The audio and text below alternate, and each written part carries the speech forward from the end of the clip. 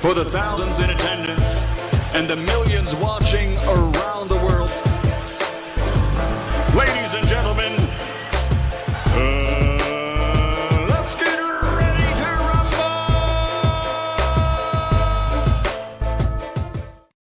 Yeah. What's up? It's the boy Coach Malachi Williams in the building. Yes, y'all. We back. We are back. Man, we had a late night last night. You know what I mean? Reverend Abernathy, you know what I mean? Today is Church Sundays. You know what I mean? And we're going to talk a little truth today. Today, I'm going to break this shit down like a 57 Chevy. It's going to be really pretty good show. Pretty good show today. I can pretty much promise you that. We're going to nail this home and knock it out the park.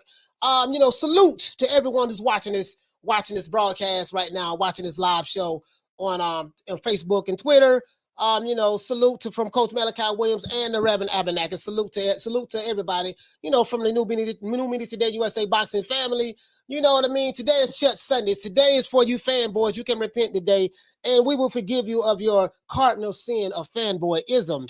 But we also going to address the fight that we saw last night going into this morning today. It went over 12 o'clock. So, so 12 o'clock Eastern Standard Time. And last night, some of you guys who was on the show, when we ended it, we went to several different YouTube pages, and some of these guys was talking about the R word, racism. They was talking about the conspiracies, right? They was talking about robbery and stuff like that. And I think the word robbery in the sport of boxing is overly used because it's subjective to the individual who has a particular emotional attachment to a fighter. When things do not work out their way, it was a robbery. Now, we do have robberies in the sport of boxing, i.e. Pernell Whitaker versus Julio Cesar Chavez. That was one of the biggest robberies I've ever seen in my life. But, and they made that a draw. That's how bad it was, but at least they made it a draw. But last night fight, was it a robbery? Did Gary Russell Jr. get robbed last night? Did racism play a part in it? Right? Was there some kind of conspiracy was the reason why Gary Russell lost the fight last night against Mark Magsayo? We're going to look into that. Now, let's give everybody a round of applause.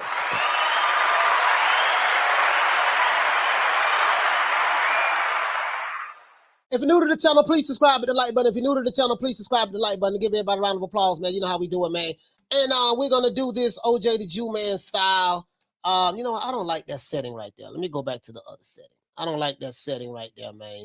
We're going to go back to this setting right here. I like this better. I don't like that camera right there, the angle with the lighting. So anyway, let's get into this, man. Let me go ahead and see what's up. The Queen Misfit said, no, I don't think he got robbed. Okay. All right. Few people understand those isms, what those isms truly mean. Yeah, they don't understand what those isms mean. No excuses, Gary, your loss. Robbery, racism, conspiracy. And truth be told, it was the LDBC channel that gave me the idea to today's show. Shout out to BFTB. If it wasn't for your channel, sir, I wouldn't have came up with this title. Shout out to BFTB, them boys over there. I think he's one of the LDBC members. He's a little cuckoo for Cocoa Puffs. Salute to you, brother. Hey, okay. You are the reason why I came up with this title. You, the Fanons, but you're the reason why I came up with this title last night. And let's get into this. Now, let's do this OJ the Jew Man style. The stickiest of the icky. You want to smoke with the old boy Rick James? Oh, man, I'm still kind of tired from last night, man, but we're going to get through this, man. Shout out to Eric Murray. Hey, okay. As a matter of fact, we always give a shout out to the sisters first. Shout out to the Queen Lisa Bells. Hey, shout out to the Queen Misfit. Hey, shout out to the Queen Bless 365. Hey, shout out to the Queen Nick Rich. Hey, shout out to the Queen Lady Shan. Hey, shout out to the Queen Arlette. Hey, shout out to Bad Girl TKO. Hey, shout out to Miss Sexy. Shout out to the Queen Monica Silva. Shout out to the Queen Double Booker. Shout out to the Queen Love Green Eyes P, and shout out to the Queen Ava. Hey, okay. Now let's get into this. Shout out to Tupac 13. Hey, okay. Shout out to who else we have in the building. Oh, these are things. You guys is here at 2 o'clock. Some of you. Shout out to E Money. Hey, okay. Let's see. Shout out to Paul Evans. Hey, Shout out to who else we have in the building, man. These are some of the early ones. So shout out to Jay Styles. Shout out to Jay Styles. Hold on, guys. I'm trying to get to these names. It's some of the same names, Paul. Shout out to Matador. Shout out to Conspiry. Shout out to Excellent. Shout out to who else we have in the building? Bernard Burton. If you're new to the channel, please subscribe, hit the like button. If you're new to the channel, please subscribe, hit the like button, and share this video. Shout out to who else we have in the building? Shout out to Punch Perfect Boxing. Shout out to who else we have? Shout out to Marquis, what's going on? Marquis, what's going on? Shout out to Rob Rib Shows. Shout out to who else we have in the building, man? Carl Hansen. Shout out to Rob Rib Shows. Shout out to Big Ronald Finkley. Yeah, man, a lot of people tired. We stayed up late last night. Well, shout out to Thomas Cruz. Shout out to who else we have in the building? My brother Charlo. Salute to Charlo. Let's see who else we have in the building, man. Let's see. Shout out to Boxing 619. Say shout out all the way from Cali West Side. What's up, baby? I ain't throwing up the gang side. I'm just West Side for W. We used to do that back in the 90s. So. The W stood for Watts, though. That's what the W stood for Watts. That's who started that. And the other two other rappers started taking the saying on West Coast. Shout out to who else we have in the building? Shout out to Knockdown 305. Shout out to who else we have? DC Nardo. Donald Banks, Pounds. Donald Banks, salute the Pounds. He say from LA. LA in the house. I got family that live in South Central. Shout out to Conspiry. Shout out to A Sneed. Shout out to Major Key Boxing. What's going on, Major Key? Shout out to the Slick 93, Novienta Tres. Shout out to Haleen from the UK with the AK. Shout out to Cool Boy Curry. Shout out to Tony Kelly and the boys. Shout out to Leon Williams. Shout out to VQ Chris. Shout out to Cos. Shout out to KOZ. Let's see. Shout out to Knockdown 305. Victor Torres. Shout out to Ricky Tiki. Let's see. Shout out to Armando Forjardo. Shout out to Clint Adams. Shout out to who else we have in the building? ADD, what's going on? ADD, Cash Money. Seth Birdman, I said, what's up? Shout out to Cool Boy Curry. Shout out to Toby Bartlett. Shout out to Boxing Fan. Shout out to who else we have in the building? Shout out to Carl Hansen. He say 10,000 subs. Yeah, I appreciate that, man. Shout out to everyone, shout out to everyone, man, who helped us get to 10,000 subs in almost 13 months. It was like 12 months and like 12 and a half months. Took us 12 and a half months to get there. Because I started the channel December 31st, 2000. December 31st, 2000. So, yeah. Let's see. Shout out to Yo Daddy. Shout out to Pounds. I think we got everybody. Man. Let's do this. Let's get into this. These some of the same names. Shout out to the DSV. Shout out to Batman Boxing. Shout out to Batman Boxing Talk. Let's see. He said he calling in today, Coach. Yeah. I'm gonna open up the phone lines. Let's hit the like button. Give me 100 likes. I need 100 likes, guys. We got over 100 people watching. We need over 100 likes. I want to open up these phone lines. Shout out to Diverse Conscience. And let's get into this. Jerome Benjamin as well. Al Ramos. Now, Gary Russell Jr., in my opinion, lost fair and square. There was no robbery. There was no conspiracy, no racism, and no excuses. Shout out to BFTB of the LDBC. You, sir, are the reason why this show is titled. You show is the reason why I got this title from the show. I'm gonna pull up receipts from your page, so I don't want nobody saying I'm lying on you. Go pull up receipts from your page. Gary Russell Jr. lost last night to Mark Magsayo. In a not so exciting fight. The fight wasn't really that exciting, to be honest with you. To be fair, the two fights that was on the undercard that we saw was better than the main event fight. To be honest, it was in my opinion. To me, you know what I mean. Gary Russell came into the fight with an injury, according to him. He said this prior to the fight. And it looked like it reared its ugly head in the third round. Gary Russell Jr. detractors are saying that there are no excuses, and they do have a point. I'm gonna tell you why they have a point. You know, for me, Russell simply didn't land enough punches. This is why I say he didn't win the fight. But to the Gary Russell the junior detractors, you know, I gotta say this: when other fighters say they have had an injury, like Teofimo fans, when when they fought when Teofimo fought Vasily Lomachenko, he said he had a shoulder injury. People said, I don't want to hear that. That's an excuse. Teofimo said that. That's an excuse. I beat you fair and square. Everybody have injuries, right? That's what they say, right? Deontay Wilder had injuries before fighting. You know, when he lost to Tyson Fury, that some of his fans, not all of them, some of his fans, they use that. And we talking about no excuses, right? Right. Okay, cool. Let's see. Manny Pacquiao, when he fought Floyd Mayweather, he said he had a shoulder injury. And the Floyd Mayweather fans jumped out there, so he making excuses, we ain't trying to hit that injury stuff, yada, yada, yada, yada. I noticed that when it's your favorite fighter that uses an excuse for losing, right? Or for not winning a fight or for not performing their best, when it's your favorite fighter, the same people who say that we don't want to hear any excuses from the other fighters, you turn around and those excuses are okay now. You see what I'm saying? Now, even if the excuse is legit, Gary Russell Jr. has really had an injury. I picked Gary Russell Jr. to win the fight in my heart, but in my mind, I knew that he was going to lose. I got receipts where I said this, and I'm going to show the receipts, okay? Now, it's hard for me. It's hard to beat a man when you only land 69 punches in a title fight and your opponent lands 150 punches. Now I know what the detractors are going to say. Oh man, it don't matter how many punches you landed. It go by ring generalship and who landed the cleaner punches. Well, who lands the cleaner punches is subjective to the people who's watching the fight. If you are a pro Gary Russell Jr. Fan, Gary Russell Jr. He fought a perfect fight. He dominated the fight. If you are a Gary Russell Jr. fan, if you are a Mark Magsayo fan, you feel like that Mark Magsayo dominated the fight. It's a matter of a difference of two sides of the opinion. That's all it is. If you're new to the channel, please subscribe to the like button. If you're old to the channel, hit the like button as well. That's all it is. Now, I'm going to get into this now. Now, Gary Russell was clearly injured, and it showed throughout in the match. But that's not a reason for me to give him the fight. Was Gary Russell elusive? Yes, he was. Did he slip a lot of punches? Yes. Did Mark Magsayo miss a lot of punches? Yes. But did he miss everything he threw? No. Did he land a lot of body shots? Yes, he did. Yes, he did. So I'm hearing it, right? I'm hearing it. But let's continue. Some YouTube channels are already screaming robbery. I got the receipts.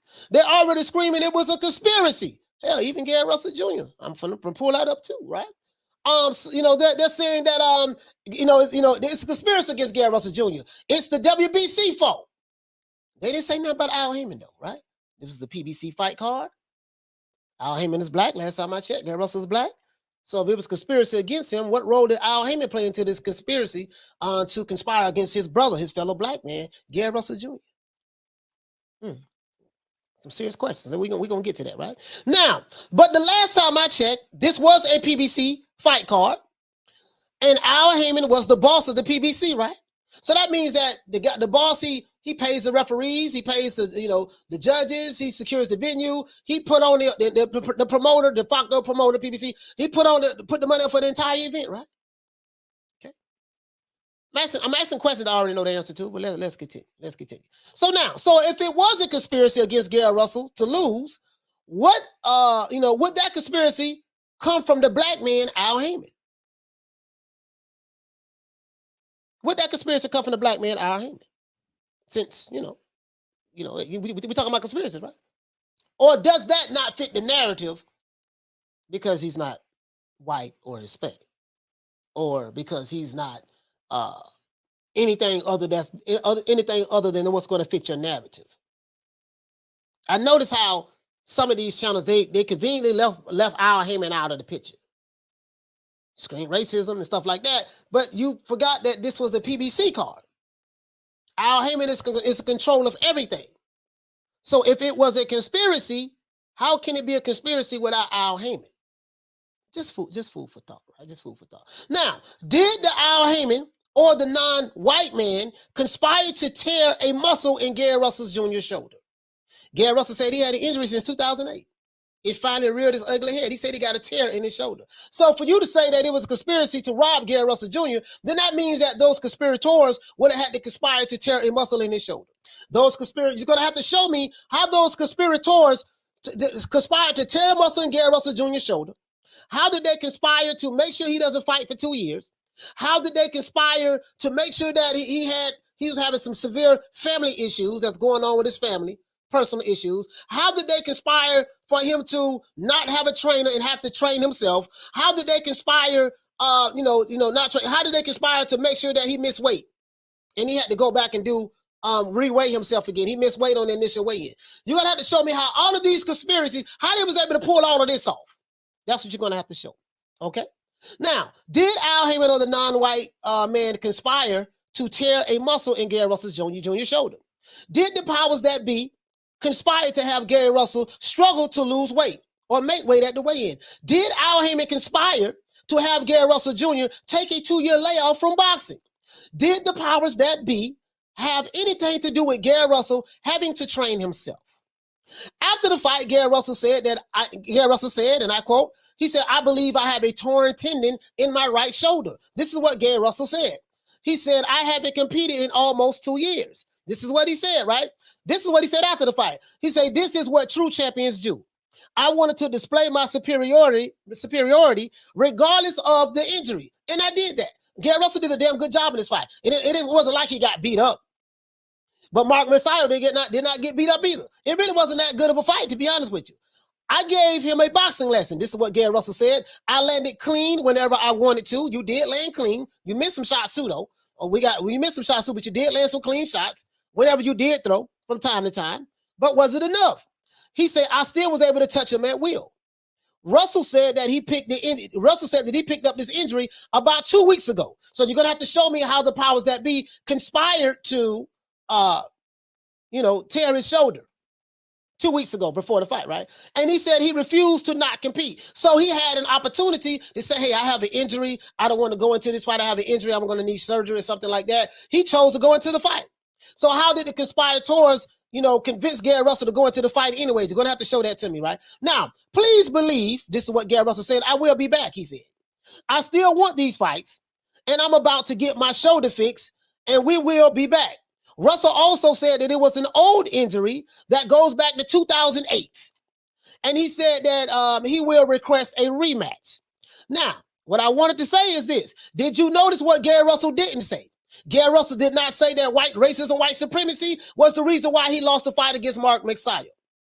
Well, when you have a victim mentality, you can never win in life. Told you guys this before, because you will always see someone else as the reason why things did not go your way. Question I have for the chat is this. Who do you think actually won this fight last night? Was it Gary Russell Jr. or was it Mark Magsayo? Let's do this. I'm going to finish reading my little opening statement.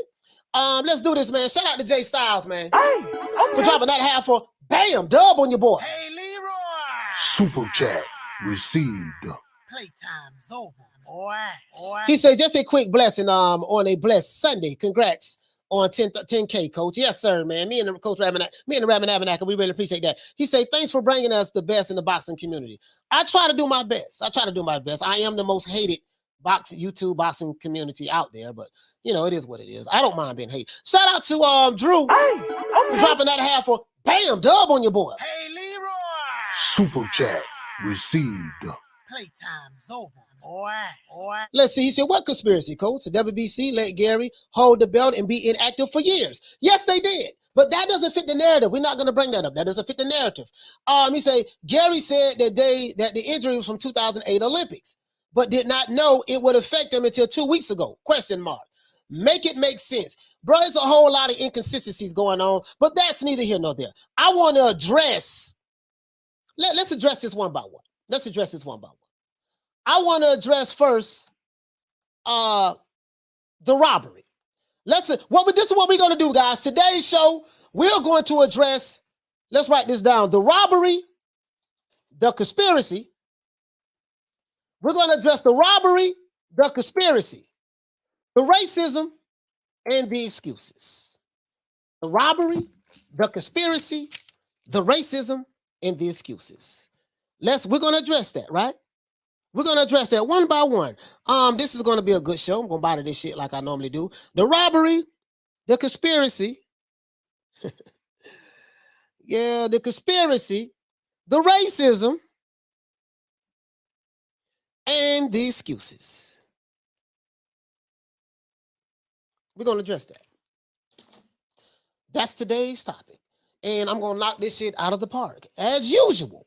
If you're new to the channel, please subscribe to the like button. I'm gonna open up these phone lines because I'm pretty sure I'm gonna hear a whole lot of stuff.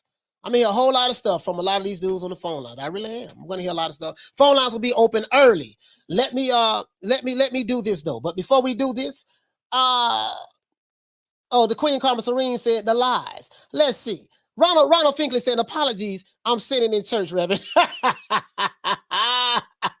Shout out to the Queen Arlette, man. I gave you a shout out earlier, Queen.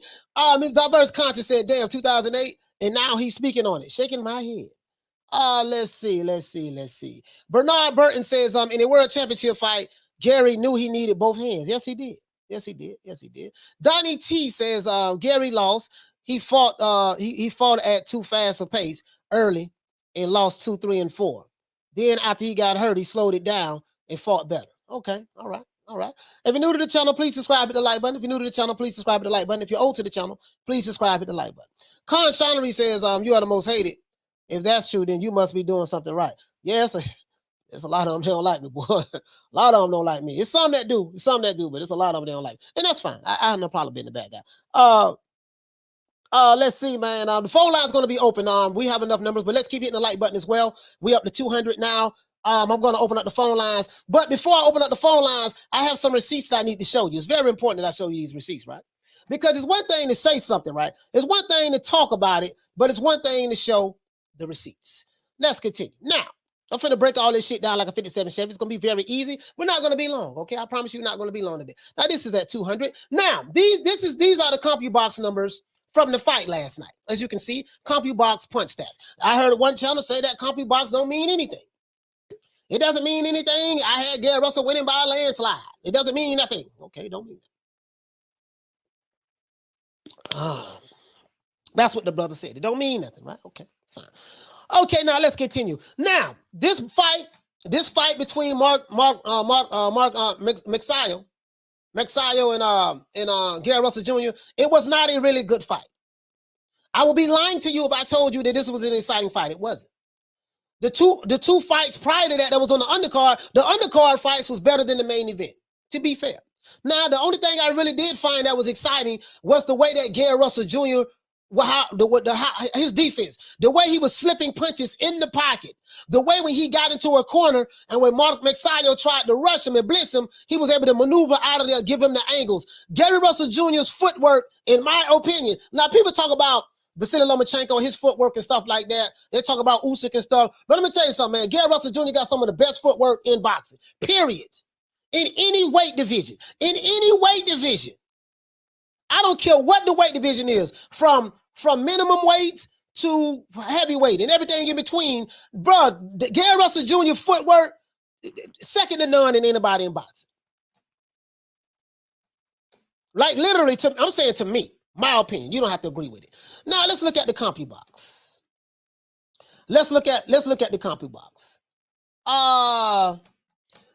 Magsayo missed a whole lot of goddamn punches. Missed a whole lot of punches. I'm gonna give an example.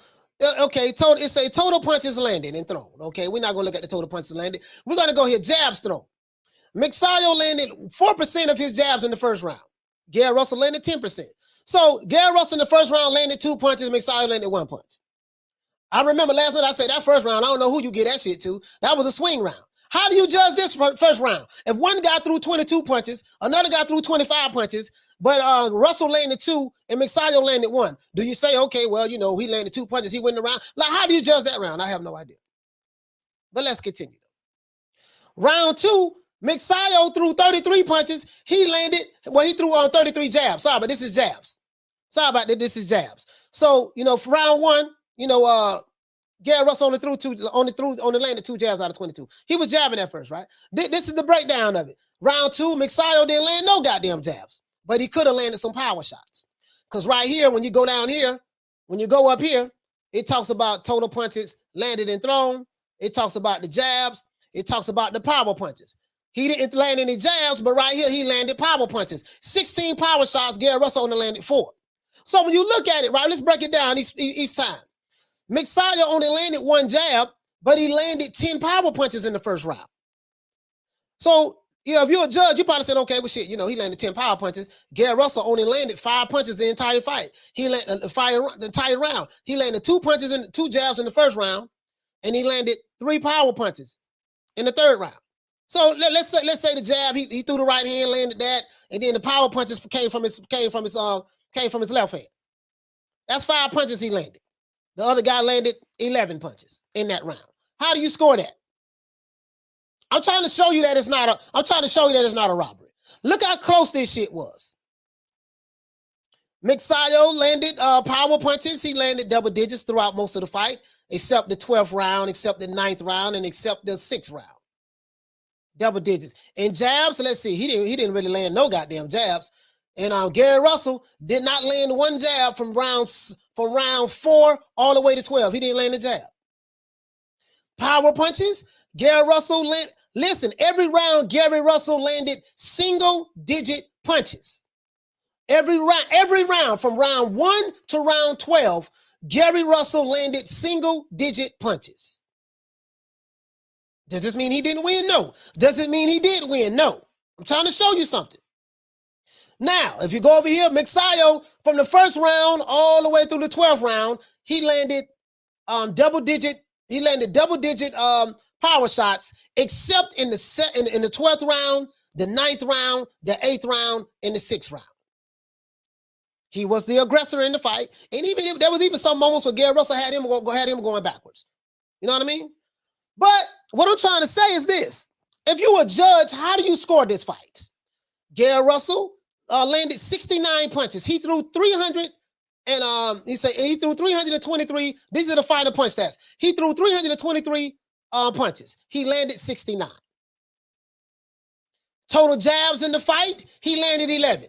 Total power punches in the fight, he landed 58. So let's say the judge said, well, goddamn, man, this is a hard fight to score. Because you know what I mean? Neither one of them never really did anything. But what do we have to go by? So let's say the judge said, okay, Magsayo landed 150 total punches. He landed 10 jabs to the body out of 10 jabs. He landed 10 jabs out of an entire fight. So that means Gary Russell was slipping every jab he was throwing. But he landed 140 power shots. Those were all of those uppercuts he was throwing that was hitting Gary Russell in the body. Some of them caught him in the head. You know what I mean? But he was hitting him in the body, hitting him in the chest, stuff like that.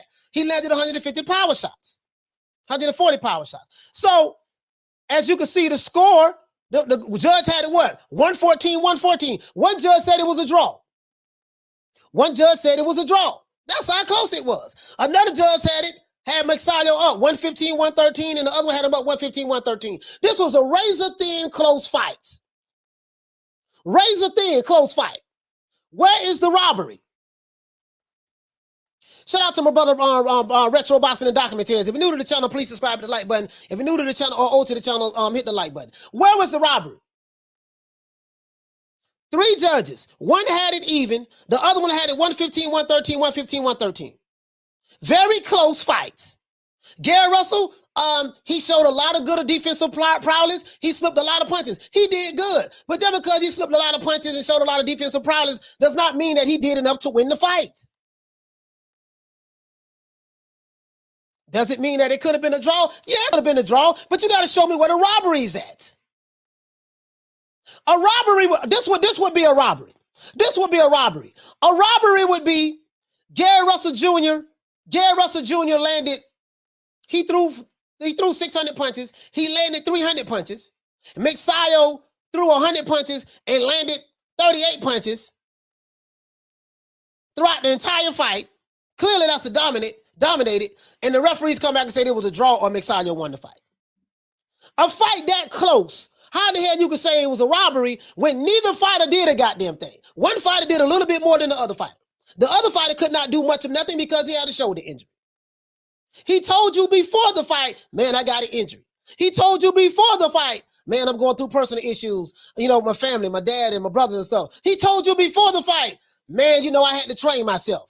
You knew before the fight, he was out of the ring for 2 years. And you knew before the fight, he struggled to make weight. He was too heavy on the scale.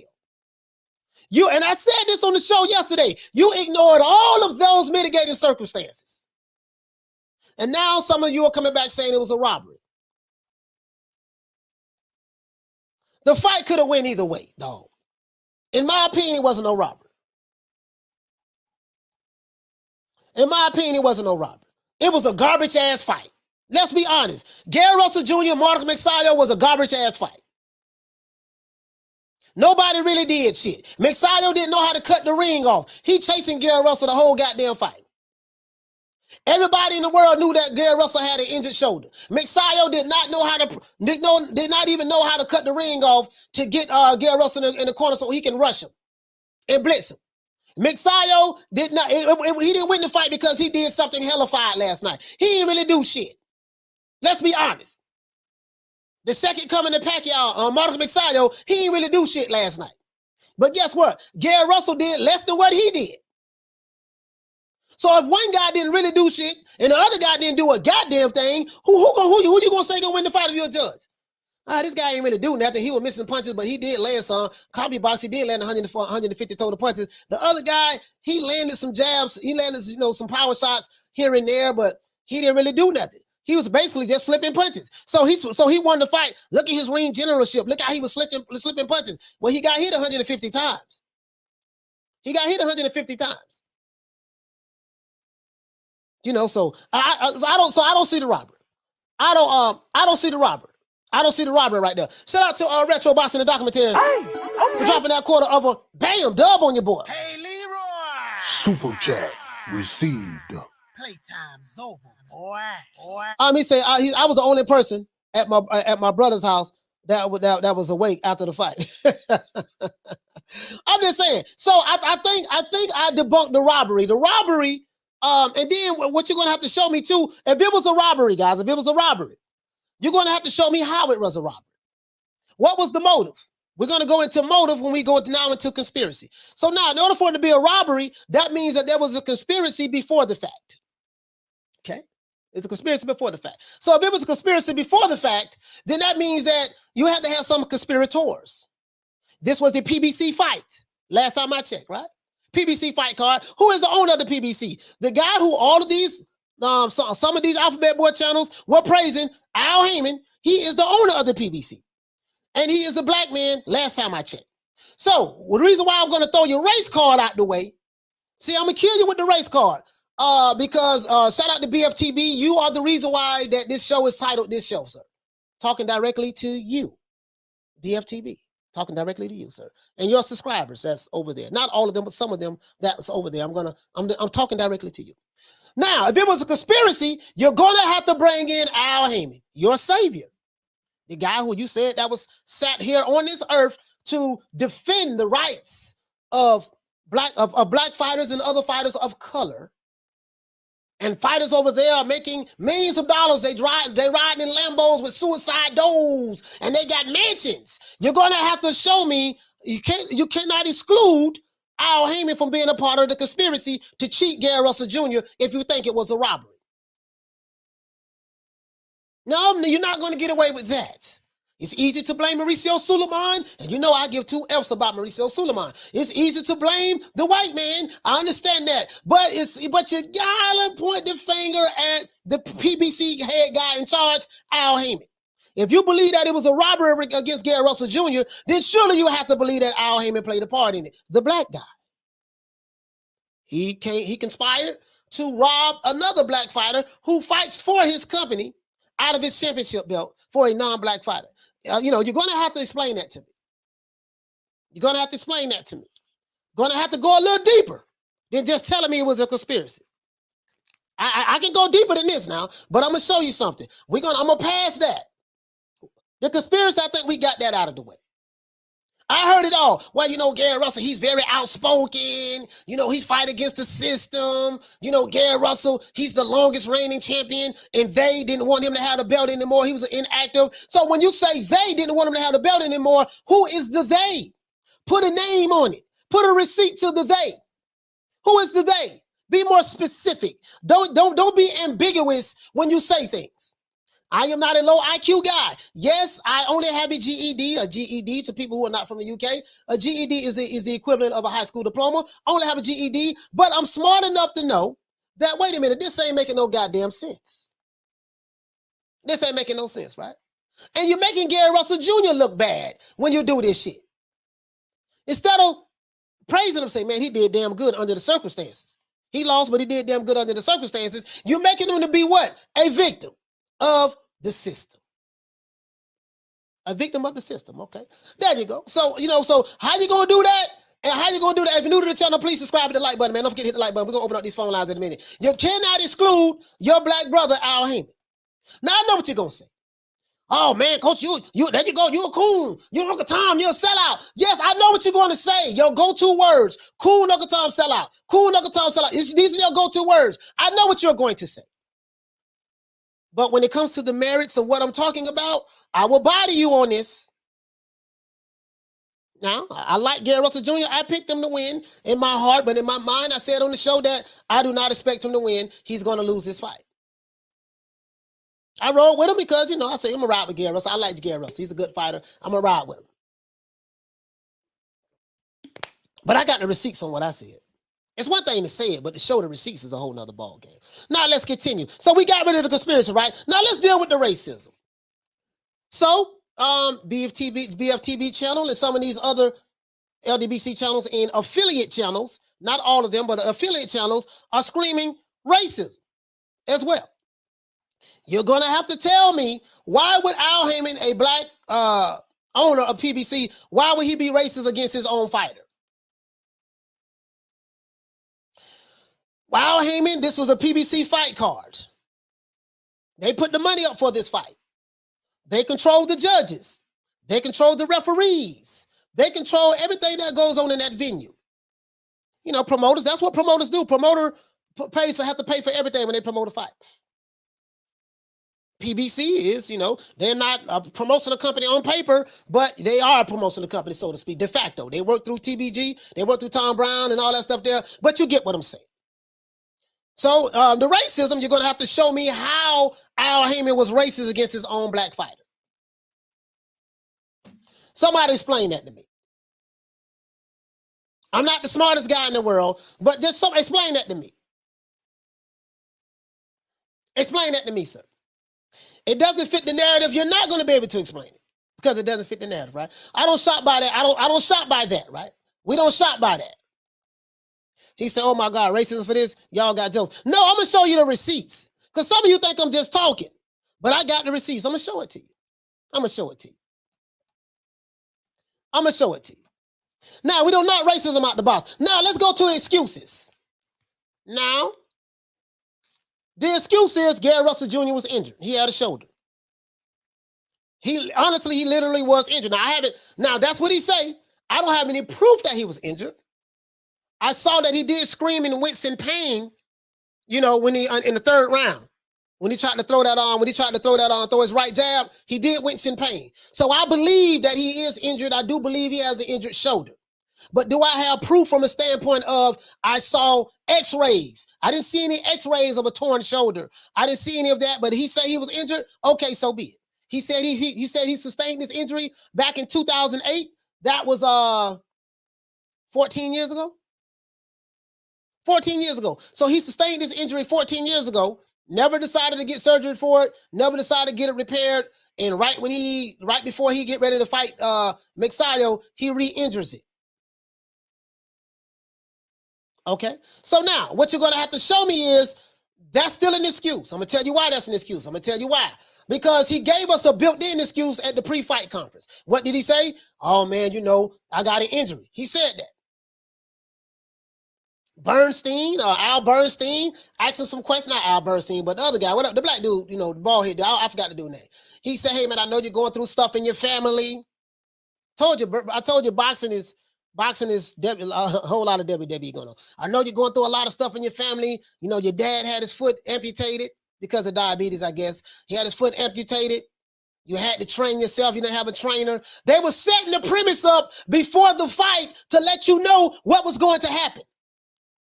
That would go back to what? The conspiracy. But they were setting the premise for the excuses. Now, Gary Russell said he didn't have any excuses. He was injured. He said he still felt like he won the fight, though. He showed how superior he was in the ring with his defense, his slick movement, head movement, and footwork. Yes, he did. Oh, Gary Russell did that. He gets a moral victory from me with that. That was a moral victory. But was it enough for him to win the fight? That's the question. Now, that's subjective to the people who watched it. But when you say that the system has something against him, you're using that as an excuse. When you say that it was the white man that did it, can't say the white man because Al Haymon is black. That's an excuse. You can't say, well, Mauricio Suleiman has something to do with this. Well, Mauricio Suleiman did not tear Gary Russell Jr.'s shoulder. Because it was a conspiracy. You're going to have to show me how, Mauricio Suleiman, the WBC, Al Haymon, how they tore Gary Russell's shoulder. How did they make sure that he got injured so that he can lose this fight? These excuses. And I'm going to tell you what you're suffering from. You're suffering back from what I talked about last year, the victimhood mentality. You take a warrior like Gary Russell Jr., he lost, and you cheapen it by making all these goddamn excuses and coming out with conspiracies and screaming ism again. Your go-to word, racism. Anytime something don't go your way, it's racism. Anytime someone doesn't agree with the narrative, they're a cool Uncle Tom or a sellout. All right, man, here we go, man, here we go. So we done broke these 4 things down, right? Now let's go over here right quick. Now I told y'all I got the receipts. Right? And that's what I said. Right here, guys, as you can see, let me go ahead and blow this up. This is yesterday's show. So we did at 3 o'clock yesterday. 3 o'clock Eastern Standard Time. What was the show title, guys? The show title was this: Will Gary Russell Jr. be upset tonight versus Magsayo? Listen, and then I said it's a strong possibility he will. What did I know before the fight started? Why did I title the name of my video this? Will Gary Russell Jr. be upset tonight versus Magsayo? It's a strong possibility he will. Do you want to know how I know? I wasn't in on the conspiracy. I wasn't cooning for the white man. I wasn't the one who put a tear in Gary Russell Jr.'s shoulder. What made me say that? I listened to what was coming out of Gary Russell Jr.'s mouth. When you have a fighter who's telling you, I had to train myself for this training camp. He hasn't fought in 2 years. He's been inactive for 2 years. So let me get this straight. You had to train yourself this training camp. You're going through a lot of personal issues with your family as it relates to your father's health.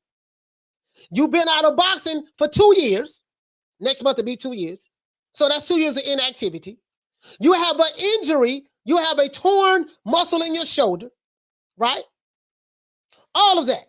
You have all of these things going on. So I'm like, and then guess what? You struggled to make weight. You missed weight when you jumped on the scale. So I took all of these mitigating circumstances. I said, damn, me knowing all of this is a recipe for a disaster. It was because of those 5 things that I just mentioned was the reason why he lost the fight. The injury, struggle to make weight, out for 2 years, had to train himself, going through personal issues. So if you say it was a conspiracy against him, you're going to have to show me how the conspiracy from the white man or Al Haymon or Mauricio Suleiman, how they was able to conspire, how they was able to make all of these things go on in Gary Russell Jr.'s life simultaneously to help lead up to the result of the fight last night. What role did they play in all of that? What role did Mauricio Suleiman and the white man and Al Haymon, the black man, what role did they play in making sure that Gary Russell Jr. tore his shoulder back from 2008, re-injured himself 2 weeks before the fight? What role did they play in the personal issues that Gary Russell Jr. is going through? These are excuses. Legitimate excuses, but excuses. It's an excuse only when you lose. Because when you lose, you fall back on all of the things that you said that was going on in your life. If you win, you say that in spite of all of these things that went on in my life, I was able to overcome it. Depending on which side of the fence you're looking at. Right? Depending on what the outcome is, that's going to determine which way you're going to swing the pendulum, right? Okay, let's cool. Now let's continue. Let's continue. So I said it right here, right? I said it right here.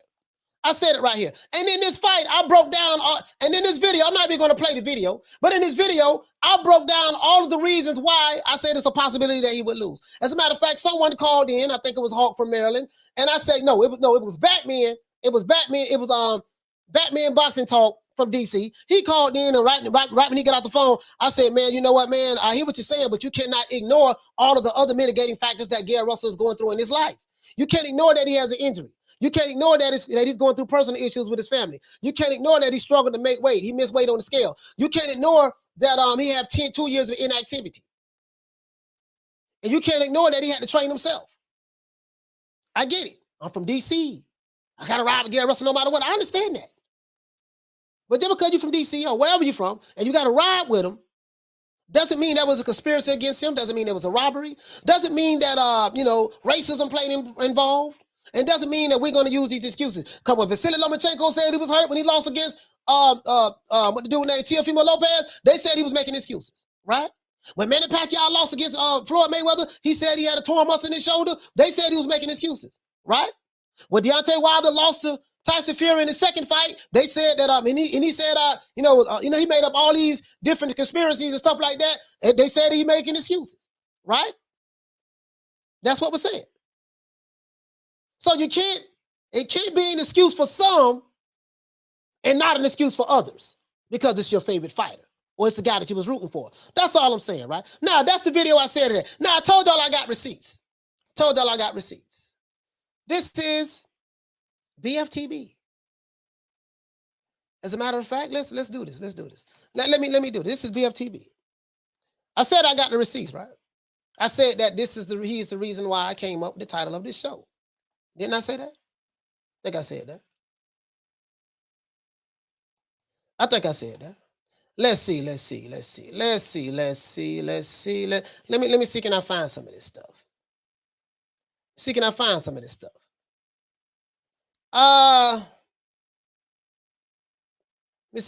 some stuff? Hold on. Let me, I got to get to. Okay, let's go here. I want you to hear this.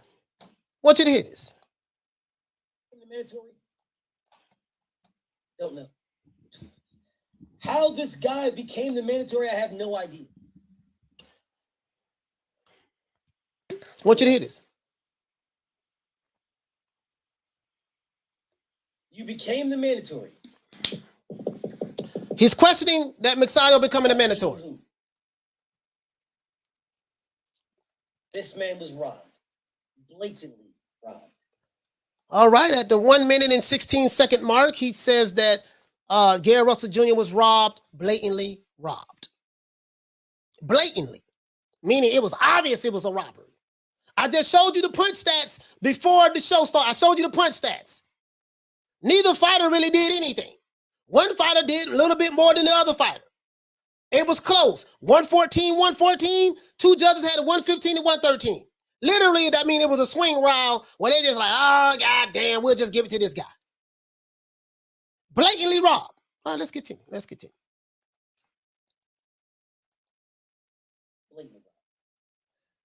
robbed. Let's see. Blatantly robbed. That shit right there was insanity. Okay. Fucking insanity. Here we go. I think it's coming up right here. Insanity. Let's look at some of these. Look at some of these guys. Gary Russell robbed. Absolutely. Let's look at some of this Beat stuff. that man with one motherfucking arm. He said Gary Russell beat him with one arm. Crazy. So as you can see right here, let's start right here. Because I'm looking in the chat, right? Last night, we was on the show, we was doing the fight. I'm looking at the fight last night, right? And we went on that channel while we was live. Let's looking at this shit, right? This guy said this was BS, bro. The commentators was on BS from the jump. What did the commentators have to do with the fight, sir? They wasn't throwing punches.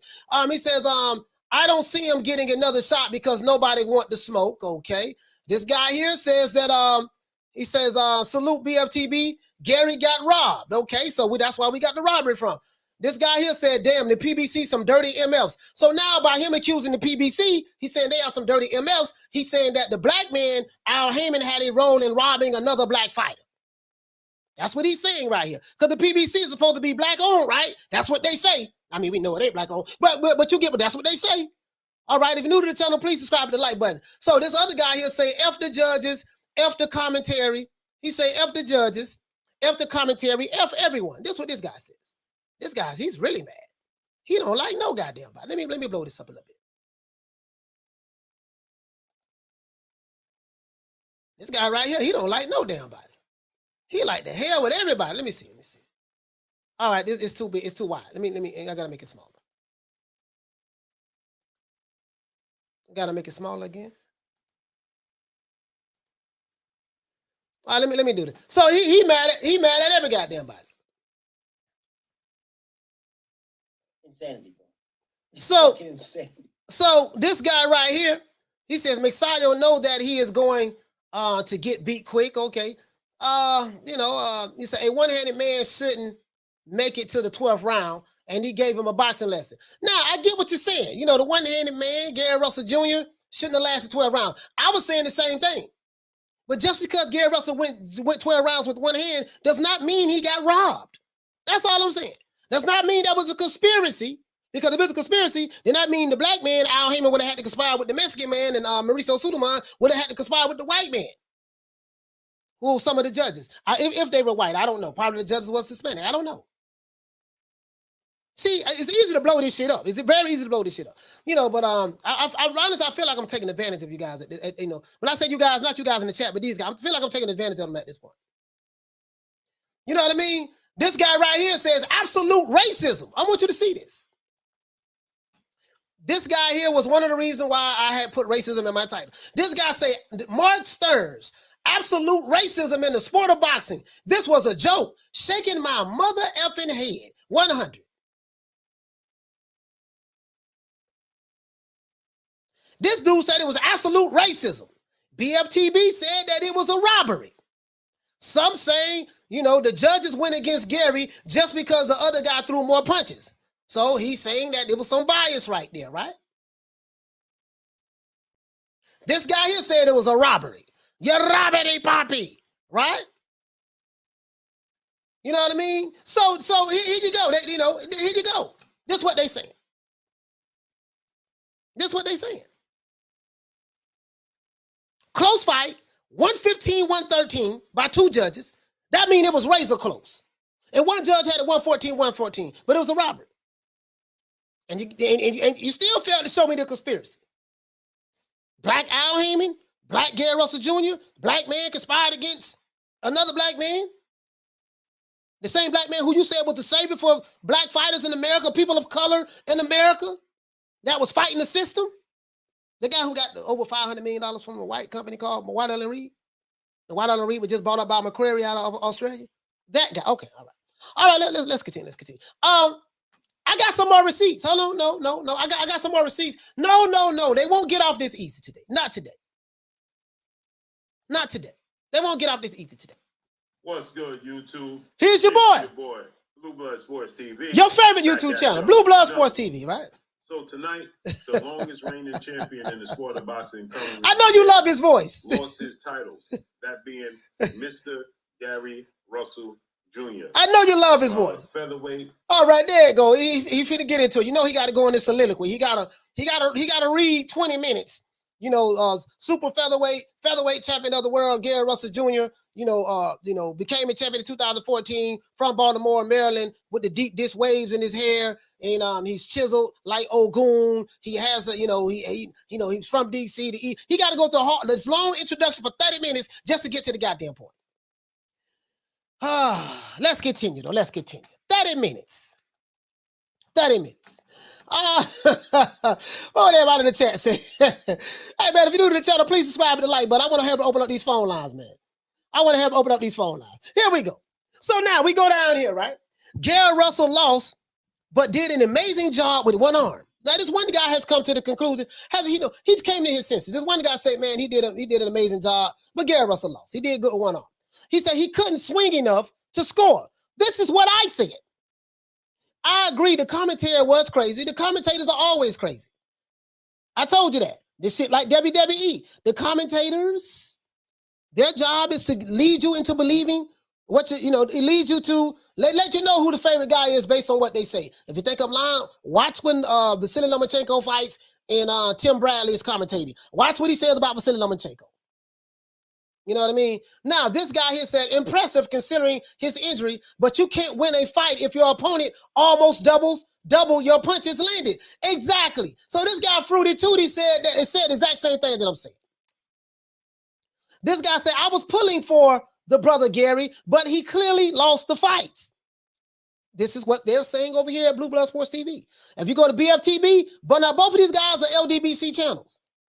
But one LDBC channel who believes in conspiracies and stuff like that, and he's cuckoo for Cocoa Puffs, his followers are a little bit more extreme than Blues. Okay? Same organization, LDBC, but his followers is a little bit more extreme. A little bit more extreme. This dude here, Anthony, said, laughed my ass off, should have got the benefit of the doubt because he was the champ and injured. So if Golden State gets outscored by the Lakers 196 without Steph playing, the refs are supposed to do what? Give Golden State 6 extra points for playing a man down? Exactly. This is the perfect reply. So they're saying that because Gary Russell Jr. did such a good job defensively fighting with one arm and the way he was slipping punches, he should have won the fight just on that. He should have got the benefit of the doubt on that. Because, okay, all right, let's continue. There's nothing wrong with feeling that way. There's nothing wrong with feeling that way. That's just a matter of opinion. This guy here say this guy doesn't know what the F he's talking about. It's typical hood mentality again. Check this out. This guy right, he must have been Julie. I don't know who this is, but Julie must have been listening to my channel. It's typical hood mentality again. Blames the world. These LDBC channels are racist. This person here said LDBC channels are racist. Okay. This guy said, yeah, when you're the challenger, you have to convincingly take the belt from the champ of 6 years. He did not do anything special. He didn't use his size. He didn't turn him. No, he didn't hurt him. He didn't knock him down. Russell picked him apart with one hand. If you want to be the champ, you got to take it. And Mark ain't do that. Okay, I see what you're saying. Mark didn't impose his will on Gary Russell Jr. beat him down. You're right about that. But the only problem with that is Gary Russell Jr. did less than what Mark did. So if I'm a judge, I'm watching the fight. This guy on the left ain't did shit, but this guy on the right really ain't do shit. Who won the who? It's a judgment call. I.e. the scorecard showed that. 114, 114, 115, 115 by 2 judges. That's how close they saw it, right? Here you go. Boy Wonderful said, you lose credibility stating Gary Russell clearly won the fight. He absolutely did not. What fight were you watching? He showed heart, but he lost. He couldn't even throw punches. So how do you win a fight by not throwing? This is what I want to know. Now, I ain't the smartest guy in the world, but I've been watching boxing a long time. Maybe I need to talk to my brother Retro Boxing, the documentary Blood. Maybe he can teach me something, because I don't know. I've been watching boxing for about 40 years now. I've been watching boxing about 40 years. Maybe you can teach me something. How do you win a fight without throwing punches? I mean, that's all I'm trying to say. How do you win a fight without throwing punches? I'm just saying, I'm not the smartest guy in the world. I'm not the sharpest butter knife in the kitchen. I'm not the brightest light bulb in the ceiling, but just explain that to me. That's all I'm trying to say. All right, so I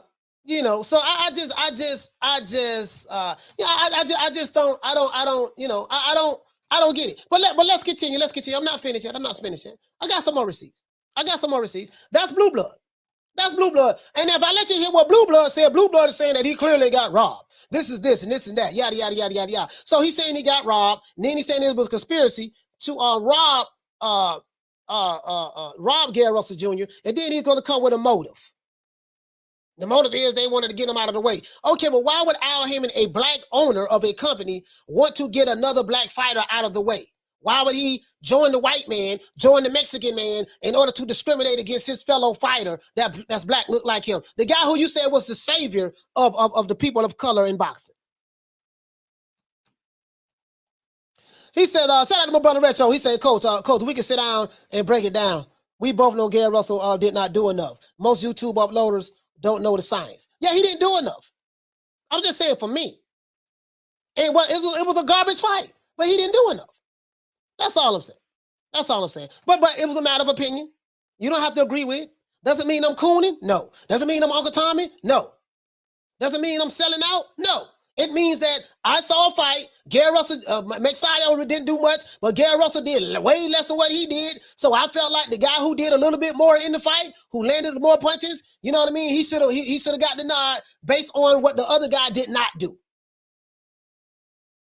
Simple as that. No, I'm not finished. I got some more. Becky the Egg says Counterpoint said it was a robbery as well. Of course, I saw Kurt video. He said it was a robbery too. These guys clearly don't know what robbery is. These guys clearly don't know what robbery is, but that's his opinion. That's his opinion. His opinion of a robbery and my opinion of a robbery are two different things. Just a matter of opinion. Nothing more, nothing less. Nothing more, nothing less. Let's continue though. No, I got some more. I got a whole lot of more. That's one. Whole lot of more. I got a whole lot of more. Oh, we got Dante's. We not know how much you love Dante's Race Bait Nation. I believe I have a torn tendon. Let's hear what Gary Russell said. It was that you were hurt. What was the problem with your right arm or right shoulder? Man, I believe I have a torn tendon in my right shoulder. So he said he has a torn tendon in his right shoulder. I haven't competed in almost 2 years. This is what true champions do. I wanted to step into the ring and display my superiority. So he said that he tore a tendon in his shoulder. He hasn't fought in over 2 years. So he's giving you all of the reasons for the outcome tonight. For all of those who saying conspiracy robbery, how are you going to ignore all of the things that Gary Russell Jr. said to support your narrative? That's all I'm saying. I don't know. I mean, this is the same thing I said yesterday on the show when my brother from DC called. How are you going to ignore all of the things he just said? Man, damn all that. He going to win anyways. He going to do this and that. And then when they lose, it's a conspiracy. It's the white man. It's racism. He got robbed. Excuses. All this shit. The man told you before the fight what was going on. And then when you don't get the outcome you like, it's all of these other mitigating circumstances that, dealing with conspiracy, robbery, racism, and excuses, and you ignore all of the real mitigating circumstances that Gary Russell talked about. Let's continue.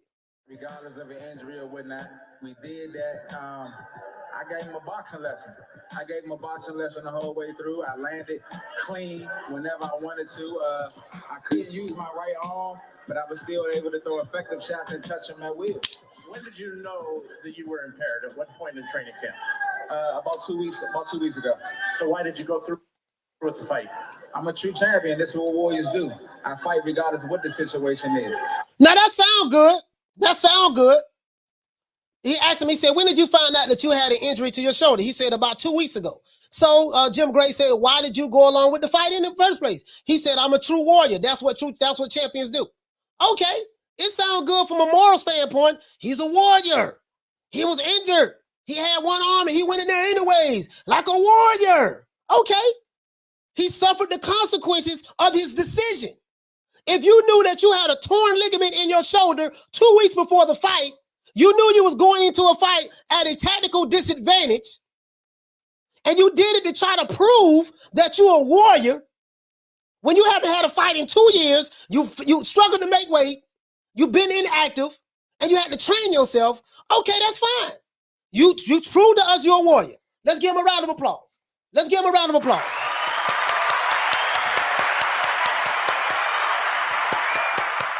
Gary Russell Jr. is a warrior. Does that mean he won the fight? No. Does that mean he won the fight because he proved that he was a warrior? No. Shout out to Mr. Calderon for dropping that quarter of a bam dub on your boy. Hey, Leroy. Super chat received. Playtime's over, boy. He said something, Coach. Francis in the UFC fought with a torn ACL and MCL and won. So I'm not trying to hear the injury stuff. If you agree to the fight. It doesn't mean that he won the fight. He put on the boxing clinic. He showed movement, good footwork. Yes, he did. He did all of that.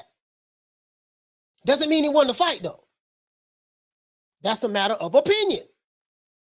Now, if the judges had it like, some crazy astronomical number on the scorecards, then you can make an argument. But I'm just saying.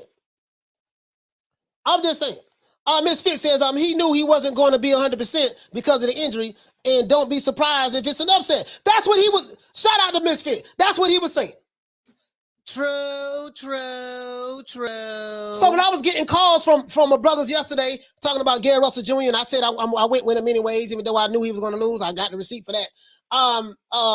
Basically, what you're telling me is that you ignored all of those things that he said because you didn't want to believe it. I trust me. I get it. I understand. I get it. I do understand. I get it. But he's telling you why he lost while saying he didn't lose. There's no, bro, there have been robberies in the sport of boxing. I'm not dismissing that. There's racism in the sport of boxing and around the world from all races. I'm not dismissing that. But did racism play a part in Gary Russell Jr. losing this fight? No, not in my opinion. Was there a conspiracy to tear his shoulder 2 weeks before the fight so that he couldn't perform at a high level last night? What role did racism play in that? What role did racism play in his father getting his foot amputated? What role did racism play in Gary Russell Jr. struggling to make weight? What role did racism and excuses and conspiracy play into all of these mitigating factors? You're going to have to show me this. You can't show it to me. And, so now, the man telling you what the lick read. Let's go. I refuse to not compete and display my skill set to my fans and the people that came out to show support and love. Please believe I will be back. I still want these fights. I'm about to get my shoulder fixed and we back at it. We booking. So even with so much on the line, you're saying you'd rather come out and fight than to not be in the physical shape you need to be to win. Say that one more time. With so much on the line, what you're saying is you'd rather come out and compete than be in top. Listen to this question. Before the fight. No, that's not actually the case. Like I say, I had almost a 2-year layoff. I was itching to get back in the ring and compete. I injured my shoulder about 2 weeks ago in the training camp. I refused to postpone this fight and push it back. I believe in my skill set and what I bring into the ring. So you heard what he said? He said no. He said that he refused to push the fight back because he believed in his skill set. So Gary Russell Jr., the guy who you guys are saying got robbed, racism stopped, was the reason why he lost. There was a conspiracy for him to lose. That guy basically said he had an opportunity to push the fight back. He said, I refuse to push the fight back. He didn't say that he was pressured to push the fight back. He didn't say that Mauricio Suleiman threatened him to push the fight back. He didn't say that racism, white supremacy did not allow him to push the fight back. He didn't say that Al Haymon conspired against him, his own black brother, to stop him from pushing the fight back. He said, I refuse to push the fight back. So if he refused to push the fight back, there goes, you cannot get rid of the excuses. You cannot get rid of all of these things he just said. That's all I'm saying. That's all I'm saying, bro. You just can't throw that away. The man said he refused. That's what he said. So let's continue. Let's go down here. This guy right here in the chat. Let's go around here and see right here. This is Dante's race bait. And they said Dante shocked me. I'm not gonna lie, he shocked me. He really shocked me on this. He said would like to see him at 100%. He did an excellent job under the circumstances, I guess. He had a left. He said got to get that rematch, true champion. This guy here said never liked Gary Russell because he stood still in the sport his entire career. However, this fight made me a fan. He knew he'd lose, and he still fought for his fans. That's why I say I think he gave all these excuses in the beginning, letting everybody know what's up, because he had a feeling he was going to lose. That's why I say that. Shout out to Mark Ashley. Dropping that quarter of a bam dub on your boy. Hey, Leroy. Super chat received. Playtime's over, boy. Mark Ashley said, same people talking smack at Loma for an injury are saying Russell should have won just because he had an injury. Injury or not, I point it simple. Yeah, they did not have a double standard. They wouldn't have a standard at all. If they did not have a double standard, they would not have a standard at all. I'm just being honest with you. Just being honest with you, right? You know, this guy right here says, Gary Russell Jr. obviously cares little about his career or money. He fights once a year, takes 2 years off, has an old injury he could have gotten repaired. This is another thing. Check this out. If you had an old injury since 2008 and you haven't fought in 2 years, you know, I'm not the smartest guy in the world, but I would have said, you know what, man, I got this old injury since I'm not going to fight in the next 2 years. Let me go ahead and have surgery on my shoulder. Why he didn't get his shoulder repaired while he was off for 2 years? It wasn't like he was doing nothing like fighting nobody. It wasn't like he was fighting. Why he didn't say, you know what, let me go ahead, I'm not going to fight for the next 2 years. Let me go ahead and get this surgery. Get what I'm saying? Maybe I'm making too much sense, though. Maybe I'm making too much sense. Now, this guy here said, give Messiah some credit, though. He's still learning, and defeating Gary Russell will make him more mature and consider more techniques. This guy here says, once Gary recovers from his shoulder repair, that Loma rematch will make perfect sense. Okay. A champion at heart, with or without the title, and even though he was injured prior to the fight, it's the mindset, guts, and determination that I would like to see Gary Russell fight the top guys. So this is Dante. This is what his subscribers are saying. Which I'm surprised. I'm surprised. I really am surprised. Not gonna lie. I really am surprised. Let's go here. What is this? This is another one by Dante? This is another one by Dante? This guy right here, what they got down there? This guy right here, I want you to look at this. This guy right here says that I was not particularly impressed with the performance of either fighter. That's why I stand at. I wasn't really impressed with neither fighter. Gary Russell Jr., he says Gary Russell Jr. was moving around the ring with the footwork of an old heavyweight. He showed some nice defensive moves here and there, and he's clearly more talented. But he looked a bit anemic in this fight, inactivity caught up with him. One guy says on round 1, 2, and 3, Russell was using both hands and clearly got tagged by Magsayo several times during exchanges. Yeah, and all judges scored those rounds for Magsayo. Russell survived getting KO'd. I don't know about him getting KO'd. I don't know about that. He survived getting KO'd when he got his hand hurt in the fourth. Now he hurt his shoulder. It said before the injury, Russell was getting countered. Stop making excuses. This guy right here said, dude broke his arm mid-fight. The same dude saying win is a win, no excuses, literally defended Lomachenko and Teofimo for getting cooked in their early defenses. Yeah, that's hypocrisy going around on both sides. Injured or not injured, he lost. That's all about it. We're not going to make any excuses. We're not going to make any excuses. We're not going to make any excuses. Let me get ready to open up these phone lines. Hold on. Open up the phone lines and put it up there. We're not going to make any excuses. That's what we're not going to do. That's what we're not going to do. We're not going to make any excuses. Let's continue. We got one more. I got one more I want to show you. Hold on, I got one more. We got that one. Got that one there. Bam, bam, bam. Bam. Who else? Where's our good brother? Where's our good brother? Hold on, let's see. This is another one. This is another one. This is our good brother, our good brother, 7A Sports TV. I know how much you guys love 7A Sports.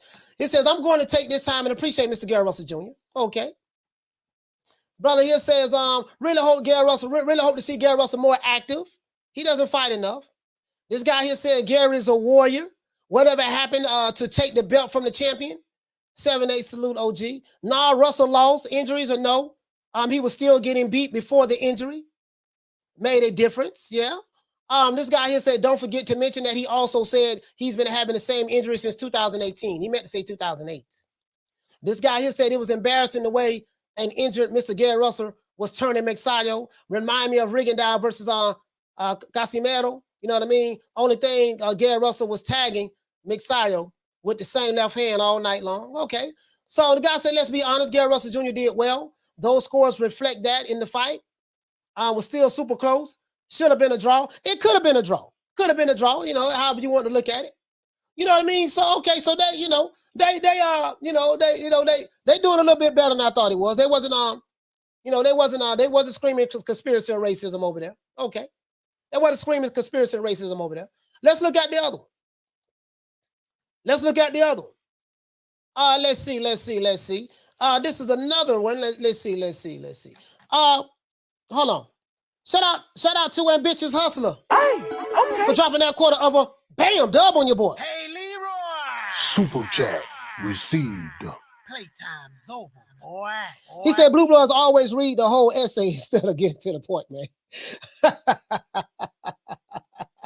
Hey, man, he funny as hell, man. So we go over here to this brother. Y'all been telling me to check out Champ Side. I finally checked out his channel.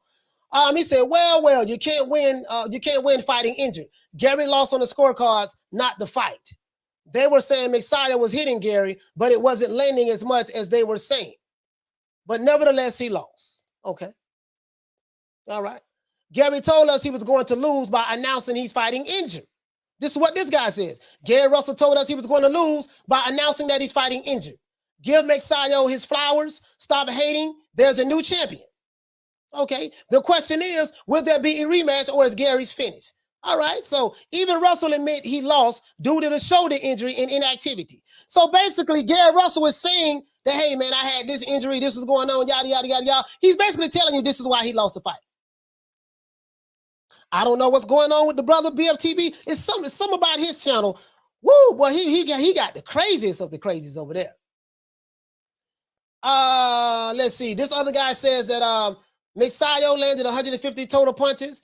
Gary Russell landed 69 punches.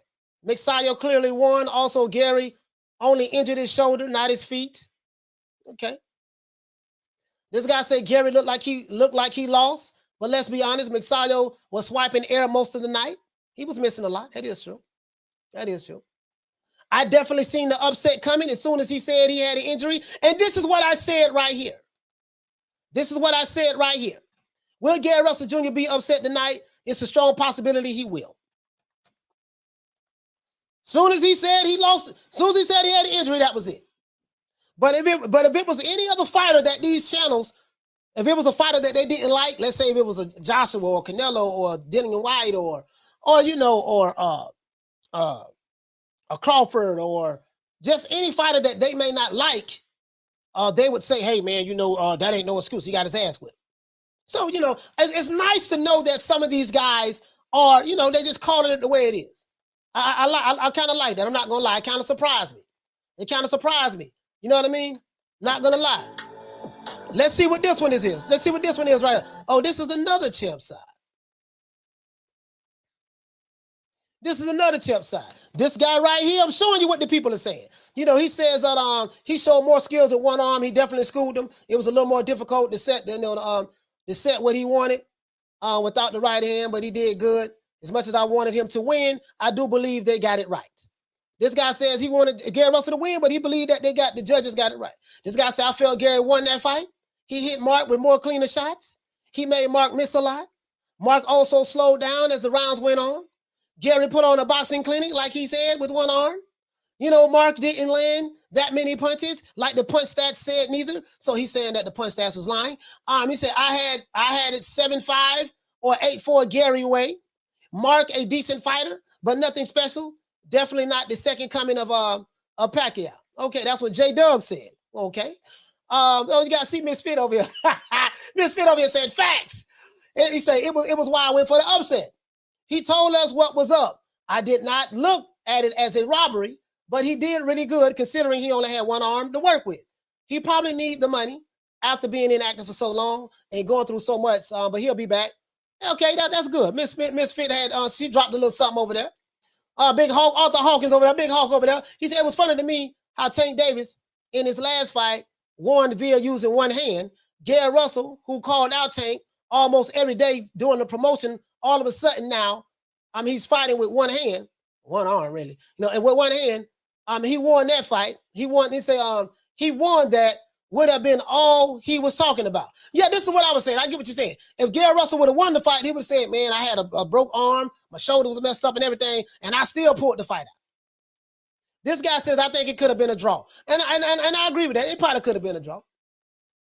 It probably could have been a draw. You know what I mean? It really wasn't that much of an exciting fight, to be honest with you. Really wasn't that much of an exciting fight. And let's pull this one up. And then we're going to go to school. I'm going to open up the phone lines, and then we're going to go to school after we end the phone lines. Gary Russell Jr., Mark Magsayo, the fight they had this evening. Let's talk about that. Here go your favorite YouTube channel. Fanon. I know you guys love Fanon. I know you love him. He said, bad news. Gary Russell Jr. robbed and lost to Mark Magsayo. Suffers shoulder injury, calls for rematch. Let's continue. So this is bad news. Gary Russell Jr. got robbed. Dr. B says, people who think Gary won the fight is delusional. The robbery I see in this fight is the judges who scored it even. It should have been unanimous for Magsayo. T Analog says 116-111 for Mark is fair. As I can be with the as I can be with the scorecards. He said should have been moved up.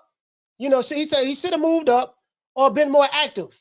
13 years in one weight class is a bit much. Okay, this guy says, AAR says, man, I saw the whole thing, the whole boring ass fight. The fight was boring. I watched his 29-minute, I watched his 29-minute personal sit-down interview the night before when he announced that he was injured. He also claimed that he was the smartest guy in boxing, claimed to be able to fight 5 different ways and still win. He said he claimed to be better than Gervonta Davis, Lomachenko, and Bud Crawford.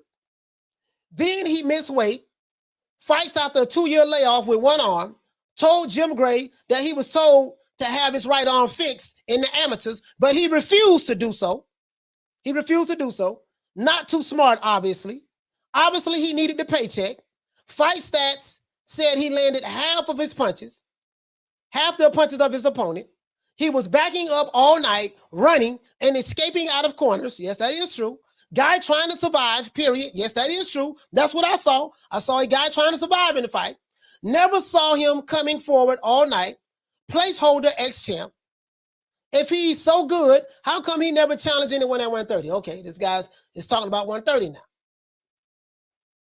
He said, y'all talked about this guy too much. And when it was mentioned the amount of times he fights a year and that he was the longest reigning champion, I had a feeling he would lose. Loma announced his injury. T.O. said he was injured, and Gary Russell Jr. announced his injury. A boxer's biggest opponents are the promoters, the boxing factions, and the prejudiced announcers, and the judges. So, you see what they're saying over here. Let's open up the phone lines. Hold on, let's see. Yeah, that was Fanon. That was Fanon. He said it was a robbery. And if I let you listen to what he was saying, I'll let y'all check it. I'll let you listen to what he's saying. This is literally what he's saying. It was a robbery. Gary Russell got robbed. Let's open up the phone lines, guys. I want to hear from the people, man. Let's hear from the people. How many likes we got? We got 200 likes? Oh, we don't have 200 likes, man. We got on 300 people watching. We got less than 200 likes. We need 17 likes for me to open up the phone line. We need 200. We need 200 likes for me to open up the phone lines. We have less than 200. We have less than 200. Anthony Rubio says, you get points for ducking or dodging a punch. Hold up, my family. I'm about to consider boxing again. Yeah, you get, yeah. If you duck and dodge a punch, you get points for that. You get points for ducking and dodging. I mean, I don't know, guys. I mean, I'm just saying, bro, it wasn't. I'm just saying, to me, my opinion, it was not a robbery. He said, Coach, going through the comments. I've never seen that on the channel before. It's interesting. Yeah, you go through the comments. I like to go through the comments because the comments represent the people. The people tell you what they're saying, how they feel it. So I like to go directly what the people are saying. I like to look at what the people are saying. Those people who subscribe to those channels are a reflection of what they believe, right? So that I want to see what the people say. That's all I want. I want to see what the people say. That's it. All right, let's see how many likes we have now. All right, we have over 200 likes. Let's put the phone lines up here. I'm anxious to hear what the people are gonna say. Let me go ahead and sorry, but let me go ahead and set it up. Make sure I get everything together, guys. Let me set it up. Make sure I got everything together. Hold on, guys. Hold on. Let me set it up. Make sure I got everything together. Hold on, guys. I'm trying to get everything together. Hold on. Damn, it's not pulling up. It's not pulling up my All right, here we go. Here we go. Connected. We connected. Now, phone lines is open. 530-494-9636. 530-494-9636. Call in, man. I got some more receipts to show you, but I'm gonna put the receipts on hold right now. I'm gonna put the receipts on hold right now. We're gonna let Reverend Abernathy do the second segment of it. We're gonna show these receipts. And we're gonna show what's going on here from a mentality standpoint. I'm telling you what's going on from a mentality standpoint from some of these people. Phone lines is open, man. 530-494-9636. Speak your piece. Speak your piece. Say what you want to say, man. If you think I'm cooning Uncle Tom and selling out, or if you think it was a conspiracy, you think it was a robbery, you think racism played a part in it, dealing with a black promoter by the name of Al Haymon, a black company owner who Gary Russell Jr. fights for. If you think it was, or do you think there was excuses? Call in, man. Call in. I want to hear from you. 530-494-9636. As a matter of fact, what we're going to do, no one is calling in right now. So let me go ahead. I can go to the second part of the receipt. See, this is what's going on right now. This is what's going on right now. Last year, I told you guys about what? The victim mentality. Victimhood mentality. You have some people in society, no matter which part of the earth or the planet that they live in, you have some people, they are professional victims. And they are always going to find a way to be a victim in any situation where things do not go their way. Okay, callers calling in. We're going to get into this. We're going to let Reverend Abernathy handle that, though. Got a call calling in, guys. Caller, what's your name? Where you calling from? What's up, Coach? This is Rick from San Antonio. How you doing? What's going on? You said Rick from San Antonio? Yeah, Rick from San Antonio. What's Yeah, up, Rick from San Antonio. What the link read, fam? What you want to talk about? Yeah, so I saw the fight with my brother-in-law and his family. I was the really only hardcore fan there. He's semi, like he does enough to follow, but he doesn't. But we all know what we saw. So in my opinion, we had Magsayo up. If I had to eyeball it and guess at least, I wouldn't be mad at 7-5 rounds, 7-5 rounds. Gary was sound defense, good movement, but not enough output. Yeah. And when Magsayo won purely on punch volume and putting combination punches and bunches is how that guy won. That's how we all saw it. I didn't see no robbery by far. That's not a robbery.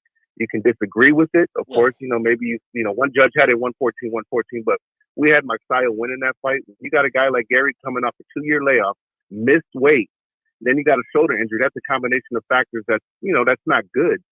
So and like you said before, it happened to Lomachenko, it happened to these other guys. Yeah. And hey, they lost. They signed a contract, they agreed to it, and that's what it is, man. So that's what I saw. The punch that speak for themselves as well. So that's my call, Coach. Yes, sir, man. Shout out to Rick from San Antonio, man. I appreciate you calling in, fam. Yes, sir. Yes, sir. Appreciate it. Hey, Rick, I kind of see it that way too. I gotta give. Now we was giving points for being defensively sound. I give Gary Russell Jr. the fight, but his output was just far and few. He couldn't throw punches because of the injury. But hey, that's not Magsayo's fault. You got to show me where the robbery comes in at. If you believe it was a robbery, if it was a conspiracy, or if it was racism, or racism, or you just feel like it was excuses being made, call in. I want to hear from you.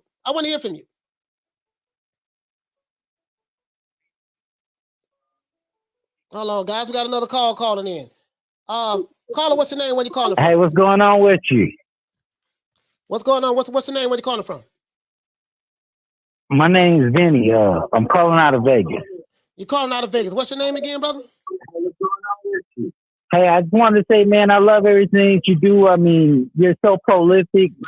The way you, everything that you do, man, you break it down. But you know what's hurting boxing more than anything? Like you said, you made a point. The promoters. Yeah. Yeah, the The promoters that are doing this, and I mean, they're fixing fights as they're playing out. Let's go back to the Timothy Bradley fight with Pacquiao, the first one. Yeah, I remember that fight. Timothy Bradley and Pacquiao So I mean, like you're watching the fight, Pacquiao's winning, but they're like, Tim Bradley's coming on. Tim Bradley's doing this. Tim Bradley's doing that, and I got nothing against Bradley. I love Tim Bradley, but it's an issue with it doesn't seem like anything has a chance anymore in life. It's not. It's like there's a lack of chance. Mm. Yeah, these fighters are not like active there's enough. a fix and everything. Yeah. They're not active enough. Gary Russell has not been active. I'm just saying. So you don't believe it was a robbery last night? You don't think it was any kind of conspiracy against Gary Russell or anything? I think Gary Russell pulled it off. Okay, you think he won the fight? I think he pulled it off. Okay. Especially with the one hand, he pulled an old Mayweather. Okay. And there's nothing. Guess what? There's nothing wrong with you feeling that way. But do you feel like he won the fight? You feel like he was robbed, or you just feel like? How do you feel about that part of it? I think that was something to do with the bookies. Okay. All right. I actually feel like they edged him out because the kid was good. I think Gary Russell did enough to pull it off. But why would they? So if you believe it was the bookies that won, there's nothing wrong with your opinion. There's nothing wrong with that at all. But why would they do that? I'm trying to figure out like what. Now we get into the conspiracy aspect of it. So why would there be? You know why? To make the money. Oh, okay, all right, okay. Because Gary Russell was a heavy favorite. No, he wasn't a heavy favorite. He was only favored by minus 340. He was a 340 favorite. He wasn't a heavy favorite. You know why? To make the money. That's still a good bet. Yeah. All right. Still a guaranteed bet though. Okay. All right. Well, listen. So you don't think his surgery, you don't think his injury, he had a torn muscle in his shoulder, him struggling to make weight. You don't think any of the things that he brought up prior to the fight had anything to do with why he lost the fight, why he didn't perform the way we normally used to seeing him perform? I didn't see the forms. I didn't see. Why did they sanction the fight if he was in that state? Yeah, I don't know. Why would he go forward with the fight? Yeah, I don't know. He said he chose to go along with it. But listen, thank you so much, my brother, for calling from Vegas. What's your name again? Hey, it's Denny B. Digging Gut. Keep it up. All right, Denny. Okay, man. I appreciate you, man. Thank you so much. All right, 100. Yes, sir.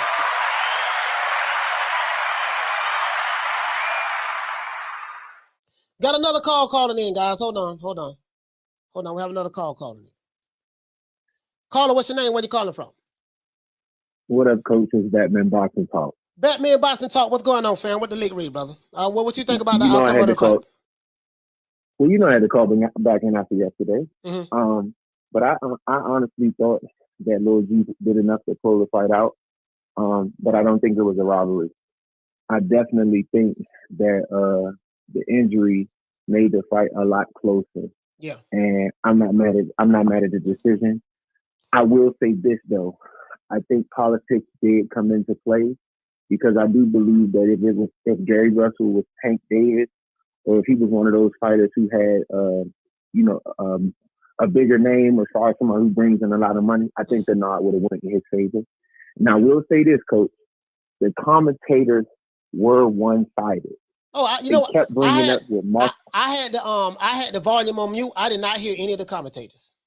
I turned it down after a while, Coach. Yeah, we did a fight party. We did a fight party last night. Well, last night, and I had the volume because when you're streaming these fights, when you're doing a fight show, you cannot play the music. Yeah, I had it muted. I didn't hear nothing the commentators said because we know the commentators is WWE. That shit wrestling.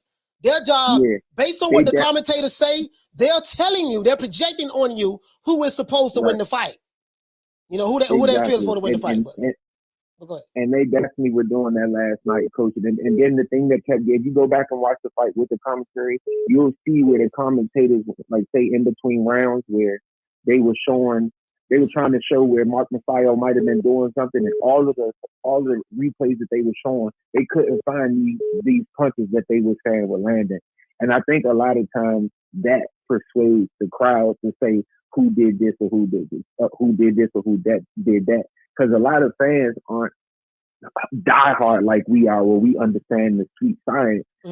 They are persuaded, like you said, by it, like the WWE commentators and stuff like that. But I definitely have no complaints, because whether it's somebody close to me like Gary Russell or Jared Hurd, or whether it's Canelo Alvarez, I am a big believer in once you step in the ring, there is no excuses. So I don't want to hear that he had an injury, because he got in there, and I think he did well, and I think he pulled the fight out with the injury.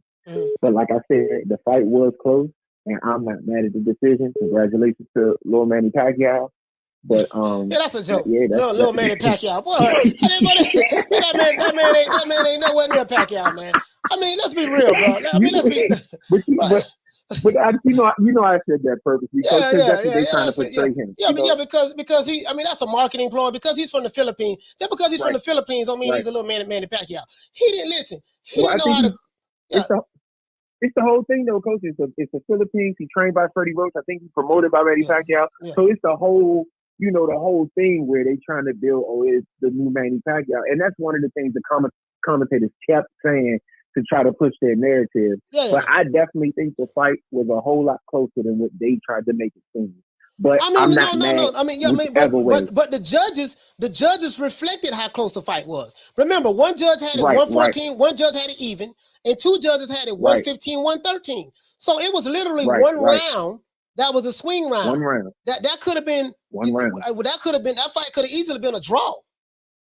Because for me, defensively, Gary Russell Jr. did excellently.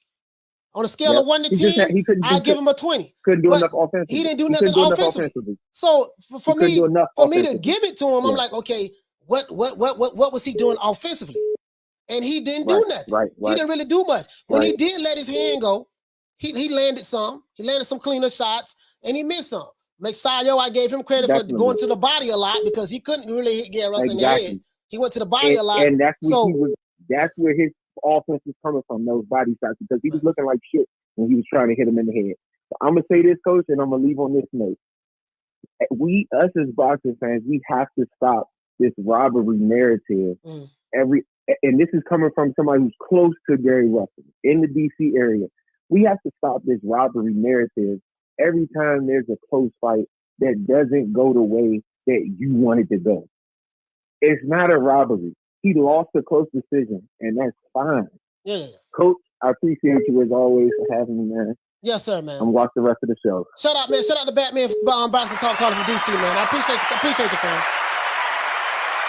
Phone lines is hot. We got another call calling in. Caller, what's your name? Where you calling from? Let's try from Orlando. From the what's going on, fam? With the Lick Reed. What you think about the fight last night? What up, man? Oh man, you think Gary listened to your show? Gary Russell? No, I don't think so. No, I don't. Well, can I tell it? Can I tell him something just in case he listens? A lot of people listen to my show. He might. A lot of people do listen to the show, but I don't know if it's okay. Well, if he is, I got something for him. Okay, Gary, don't you ever call out Tank Davis in your life. Never. Don't do that no more. I don't want to hear him. I don't want to hear his name in your mouth ever again. You lost with one hand. You won with one hand. Right. So I don't want to hear your mouth ever again. That's all I got to say, Coach. Yeah, man. I'll let you. Shout out to Trout, man. Shout out to Trout calling in from the O, man. Phone lines is open 530-494-9636. I wanna show you guys something. I have so much respect for Gary Russell Jr. that I have so much respect for him. You know what I mean? That I don't want to tarnish, his, just his career, or tarnish his, his fight that he lost last night. You see what I'm saying? Because he didn't do enough offensively. Let's go to the chat. Hold on. Phone lines is open. Yeah, Rabbit Abernathy gonna come on in a minute, but phone line, we got to talk to the people. The people come first. The people come first. The people come first. Let's do this. Caller, what's your name? Where you calling from? What's up, Coach? This is Louis James calling from San Bernardino, California. Louis James, what the lick read, fam? What you want to talk about, my brother? Well, man, obviously everybody's talking about the fight. Obviously, I seen the fight. Yes, sir. I just want to say, I feel like Magsayo could have taken him out. And if everybody's thinking that he's gonna be the next guy, I don't see it that way. I think when he fought on the undercard of Pacquiao, he showed grit. He showed that he wanted to get back up and take a motherfucker out and get that belt. But when he fought against Gary Russell last night, knowing the fact that he had a hurt champion in front of him, it showed he didn't show any of that. So I see him getting knocked out next fight coming up. I don't know. Obviously, we don't know who that's gonna be, but yeah. Yeah, Louis James. I'm not impressed with Magsayo. I'm not going to sit here and lie to you. Now, I did see some of the things he was trying to do that he learned from Manny Pacquiao. You know how Manny Pacquiao do that stutter step, like faint stutter step, and then shoot, and then rush in there with a burst of speed with his footwork. That type of shit is only natural for Pacquiao, but that type of movement ain't gonna work for anybody else but Pac. And the way I saw Magsayo fight last night. Yeah, he was trying to do that last night, and he was missing. He was missing. Like and the fact that Gary Russell only had one hand. I mean, he showed his face like if he was in pain. I think it was a fifth round, and I don't know. I feel like Magsayo should have taken him out easy, knowing the fact that he was hurt. That Russell was hurt, but that tells you two things. Either Magsayo's not Russell, that good. Russell a bad motherfucker too. Either Magsayo's not that good, or Gary Russell's a bad mofo. Because if you, because I mean, go ahead. Even with one hand, Magsayo was trying to take him out, and Russell was getting him clean with a fucking straight left, like just one handed, and he almost knocked him out too. It seems. Yeah, you know what I mean. And go ahead, talk about that. I don't think Magsayo is gonna be no top guy. He just looked good last night against a hurt champion. That was it. Yeah, so as far as Gary Russell's career, I feel like he could keep on going, but I don't see him moving up anything like that. He already stated that he's already up in age. He's gonna stay at 125, which I don't even think it's a good call. If you're getting up in age, you can't be making weight no more at the weight that you were making when you're in your mid 20s, early 20s. That's a little too much right there. Right. Okay. All right. But listen, man. Thank you so much, Louis James, for calling in from Cali, man. The phone lines is hot. All right. Thank you, brother. All right. Thank you, man. Yeah, man. Phone lines is open, man. 530-494-9636. 530-494-9636. I want to make sure that everything is okay. With the connection. All right, everything is fine. Phone lines is open, man. Phone lines is open. So, again, this could have. I don't see the second coming of Pacquiao with Magsayo. The guy really ain't all of that to me. You got a one-armed guy. You don't even know how to cut the ring off. You loading up on your punches. You try to do that Manny Pacquiao study step and then rush. So either you're not that good, or Gary Russell Jr. is that great defensively. It's one of the two. You know what I mean? Somebody got to get some credit somewhere, and somebody got to shout out to Mustafa Malik. For dropping that $2. Bam, super chat on your boy. Hey, Leroy. Super chat received. Playtime's over, boy. All right, let's see. Mustafa Malik, what you say, fam? Mustafa says that Magsayo was outboxing him before the 5th round. Okay, all right. Caller, what's your name? Where you calling from?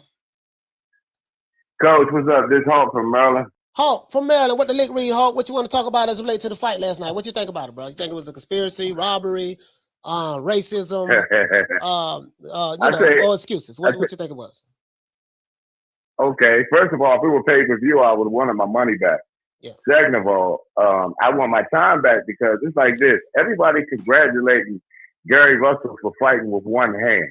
Bro, if you knew you was going to have one hand, that is not how you go into a fight to show your fans your best. You do that in the gym. You put that on IG. You boxing somebody in the gym with one hand and all that. So nobody want to sit down on a Saturday night and watch you run around the ring, running backwards, fighting with one hand. He could have did that in the gym somewhere. Yeah. No, I didn't think that was impressive at all. I don't know why everybody congratulating him for cheating you out of your time. He fought a fight knowing he was not going to be at his best. Right. Your fans come to see you at your best. That's why we like him. To see, when we sit down and watch that fight, we expected to see Gary Russell, where we see him once a year or once every 2 years. We expect to see somebody run around with one hand hollering about their arm hurt. That ain't what people said. That I don't think it was no pat on the back for that. Plus, he lost. He lost by more than what they said he lost. I thought he lost more than that. Just throwing one punch, no jab, and a lot of times that boy was clocking him. Before his arm got hurt, he was actually losing work. Yeah. He was actually losing work. Yeah, he was getting before his arm got hurt. See, you know what made this fight so not so good? To me, it wasn't a good fight. To me, Gary Russell Jr. was on the back foot a lot. He had to, but Magsayo running around backwards. Yeah, Magsayo was a counter puncher. So the reason why he was catching Gary, I wasn't impressed with that guy either. Yeah, I'm not impressed with him at all. You know what I mean? So, but what I'm saying is, that guy either. Does Gary Russell win the fight for showing footwork? No, Gary Russell should lose the fight and lose his paycheck. You shouldn't have went into a fight with everybody. You got people betting money and everything. You're not at 100%. When Earl Spence was told about his eye, he didn't do the fight.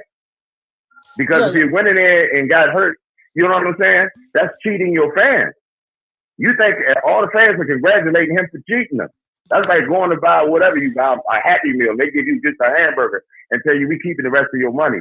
Bro, he came into a fight knowing he wasn't going to be 100%. So, I think he cheated the fans myself. But that's my call, Coach. Thank you, Hulk, man. Thank you so much for calling in, man. Hold on, let me shout out to my brother Hulk, man.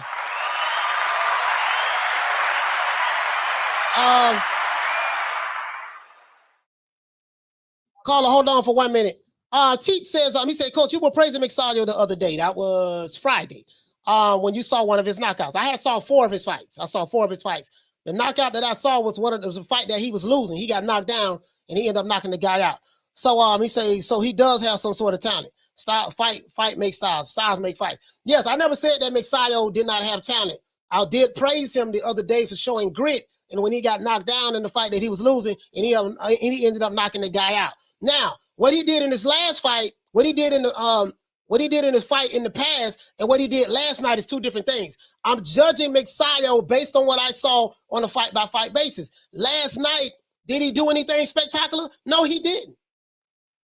So I can't sit back and say, okay, I praise him in another fight. I said this guy's going to be a dangerous fighter. He hits hard. I said all of those things. But last night, did he show any of those things that I praised him for? No, he didn't. So I got to be honest and say, yeah, I gave him some props, but he didn't do shit last night.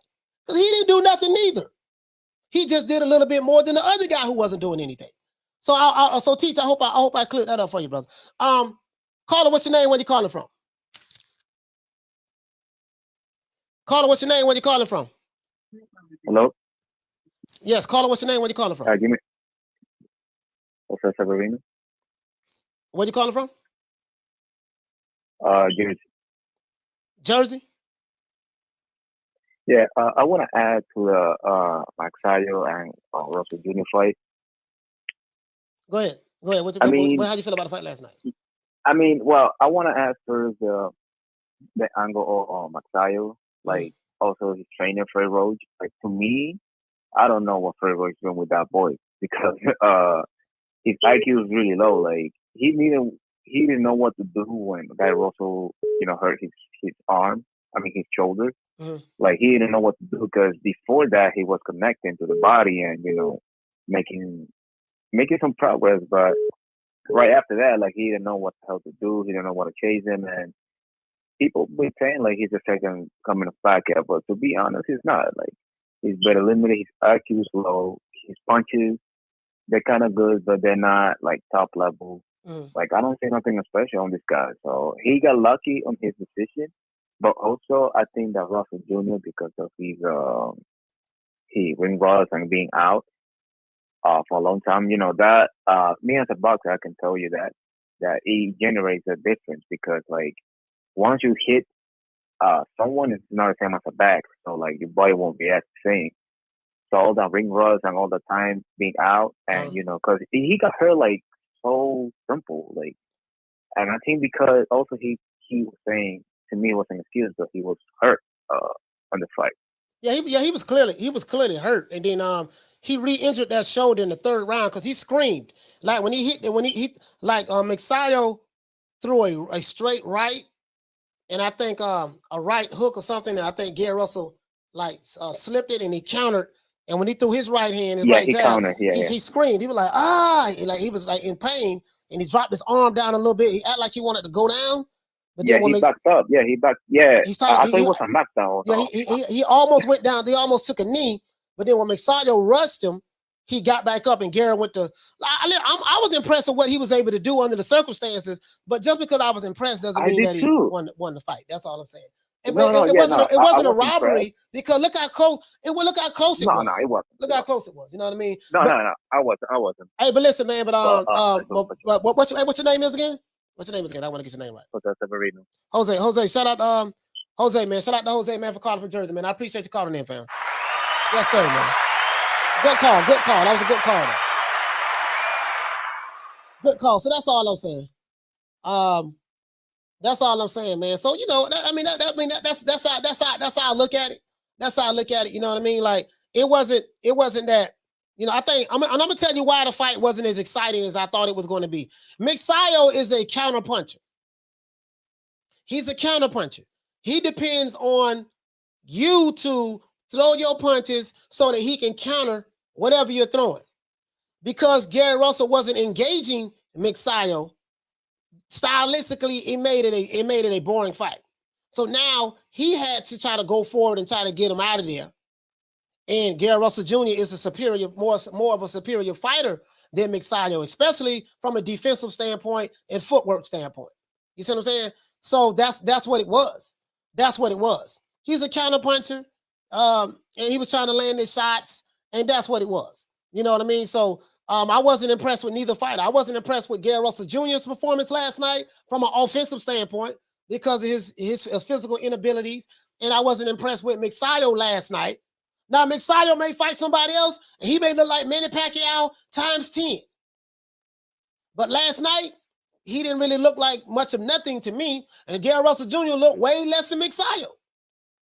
So that's just how I seen it. But it was a close fight. I think, no matter how much I think about it, I still would say, based on what I saw, Magsayo still would win the fight. Close decision. I had no problem with it. If you want to give it a draw, it could have been a draw. One judge said it was a draw, so who knows? But Gary Russell Jr. offensively didn't really do anything. He landed the clear shots. Yeah, but he was missing some shots too. It's not like every time he threw a shot, he landed the shot. Gary Russell Jr. missed some shots as well. It ain't like he was 100 for 100. If he threw 100, he threw 200 something punches. He landed 200. No, he was missing some shots as well. You know what I mean? That's all I'm saying. Let's see. We got another call calling in right now. Caller, what's your name? Where you calling from? This is Gucci from Ohio, Toledo. Gucci from you say Gucci from Ohio, right? Yeah. All right, Gucci from Toledo, Ohio, man. What's going on, fam? What you want to talk about? As it relates to the fight last night. Oh yeah. Yeah, man. I just wanted to say, Gary, man, he know he ain't had no business getting in that ring, and he know he was hurt, man. You know what I'm saying? But his ego got the best of him. You know what I'm saying? And he got in there anyway. And he looked like a real damn fool, man. And then, not to mention, man, also, he been calling out Bud. He calling out welterweights, man. The man biting off a little too much, man. Talking about he gonna whoop Bud. He can't whoop Bud, man. You can't even whoop nobody in your own weight division, man. The man needs to put some bricks in his back pocket, man. And then he calling out Tank, man. The man from Orlando beat me to it. He better not never call Tank out again. Tank gonna smash him. You know what? That's on God. I think they need to. Let me ask you a question. Do you think that Gary Russell Jr. will now have that shoulder surgery? He said that he had this injury since 2008, and he re-injured it. He said he believes he has a torn muscle in his shoulder. Now, he didn't say he had an X-ray that showed that, but he said he believed that. So probably from years ago when he said 2008. Do you think he's finally going to have this surgery? He said he was the reason why he chose to fight. He wanted to show how much of a warrior he was, which turned out not to be that smart. But do you think he's going to have this shoulder surgery? Man, you know what? If he don't, he might as well retire, man. Because you can't go in there with no torn rotor cuff, man, and think you're going to fight, man. And you're going to get the same outcome, man. And also, Coach, I want to say this, and you're probably going to agree with me. Freddie Roach need to retire, man. That man got Parkinson's. He don't know what he's doing. All night long, that man ain't got no right hand. His whole right side of his body is incapacitated. Right. That man, Magsayo, was supposed to be circling to his left, cracking him with that hook to the body, up to the head with the hook, straight right hand down the pipe. He'd have knocked him out sooner or later. But Freddie Roach needed to retire, man. He just done, he threw, and then the boy skipping around like he Pacquiao, man. You see them little stutter steps? Yeah, the little stutter steps. Yeah, but he didn't know what to do after that, though. Because what happened was, no, he didn't. The stutter steps worked well for someone who's still going to be there. What happened was when he did the little stutter step like Pacquiao and then tried to do that burst of speed, the rushing out to let go of his offense, Gary Russell spent and got out of the goddamn way. So he didn't, and so he didn't know what to do after that. So you notice most of all of the punches that Magsayo was landing as the fight went late on in the rounds was body shots. Because Gary Russell kept ducking down. Every time he ducked down, he was landing some good body shots. Now I'm not gonna lie, he was landing some good body shots, and he was hitting him in the chest and stuff. But that's about it, man. But other than that, it was a boring fight to me. It really the undercard fights were better. The fights on the undercard were better than the main event. But I still, again, because of the lack of offensive activity from Gary Russell due to his injury, not going to make any excuses. You know, he said he had an injury. That's what he said. I have no proof of it. I can only go by what he says. But I just couldn't. There's no way I can give him the fight. He didn't do nothing. The other guy, this brother right here, skills pay the bills. No knockdowns, no standing 8 counts, no cuts or swollenness on Gary's face. But there was no knockdowns, no standing 8 counts, and no cuts or swollenness on Magsayo's face neither. So you can make that argument either way. But hey, Gucci, thank you for calling, man, from Toledo, Ohio, man. Thank you, brother. Thanks so much for calling in. All right, man. I appreciate the show, man. Yes, sir. Yes, sir. That can go either way, guys. That can go either way. You see what I'm saying? You can make an argument for this guy didn't do nothing. You know what I mean? Yeah, but the other guy didn't do nothing either. So you know, you can make an argument either way. But the guy who you say didn't do anything, he did a little bit more than Gary Russell. So that's why I said, bro, like, you know, I was pulling for him to win. But you know, it is what it is. I don't believe it was a conspiracy against him. You know, there was no racism, according to what BFT beating him is saying.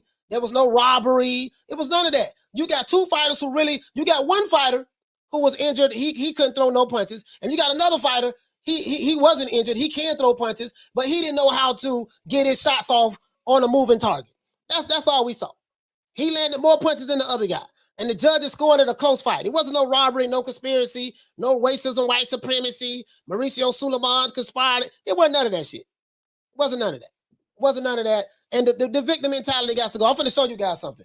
Caller, what's your name? Where you calling from? 36 inch. 36 inch. What's going on? Hey, what's up? I just wanted to say Gary Russell got horse. That's plain and simple, man. 36 inch. Hey, you turn the volume down in the background. Hey, what's up? I just wanted to say Gary Russell got horse. You heard me? Turn the volume down in the background because I'm hearing the replay. All right, he on the phone up. Okay, call back. So call back. Let's see what we got. Yeah, you get what I'm saying though. You get what I'm saying. It can go. It can go either way for me. You know what I mean? Noel Allen says, you ever heard of ring generalship Gary made? That trash can robotic guy missed all night, and he hit all gloves all night. I mean, when you say he hit all night, I mean, the guy did land some shots. He landed some head shots. He landed a lot of body shots. So it wasn't like every punch that Magsayo threw, he missed. You're going to have to tell me what did Gary Russell do? Like Gary Russell didn't do it. Gary Russell missed a lot of shots as well. You know what I mean? So fact of the matter is he lost. Fact of the matter is Gary Russell told you before the fight, he said, I had an injury. Then he revealed last night that he had a torn tendon in his shoulder that he had since 2008. He said last night that he re-injured his shoulder 2 weeks before the fight. They was asked, why did you take the fight anyways? He said, because he wanted to prove a point to show his fans that how much of a warrior he is. Okay, he was going through personal issues with his family. His father got his foot amputated. He had to train himself. Caller. He gave you all of the reasons before the fight why he was going to lose the fight, and that's how I feel about it. You know what I mean? But he didn't do nothing enough. He didn't do enough for me for him to win the fight. But I'm saying it wasn't no robbery, wasn't no racism. If you feel like he won, there's nothing wrong with feeling that way. No conspiracies. It wasn't the white man. It wasn't the Mexican man. The Black-man Al Haymon. It wasn't none of that. Caller, what's your name? Where you calling from? Yes, hi. My name is Jay. I was just calling. Jay, where you calling from? Yes, hi. Yeah. Hey, listen. Where you calling from? I'm from the Bay. You from the Bay? Okay. Yeah, I'm from the Bay. You gotta turn the volume down in the background, bro. It's too much feedback. Oh, I'm sorry about that. Can you hear me? Yes, I can hear you. Go ahead. How do you feel about the fight last night? Well, what I want to say about the fight, I thought it was a beautiful performance by Gary Russell. I believe that, even though he had a messed up right shoulder, he still showed ring generalship in the ring, and he had a lot of pop shots. But I just want to say that I think they should run it back. I think if this guy say he the best guy in the ring, I think he should give Gary Russell another chance. When his arm is well and in good repair, I think they should fight again, run it back if he that dude. But I guess we'll see. Yeah, we'll see. The thing is, he can run it back, but Gary Russell got an injury. He got to take care of his injury. So let's say Gary Russell wants to get surgery to repair his shoulder. Magsayo, what is he? He can't sit around and wait on Gary Russell. There's no telling when he's going to come back from his injury. How can you? Right. And this is the thing. Let's say it was a rematch in the fight, right? Gary Russell just said he has a torn muscle in his shoulder.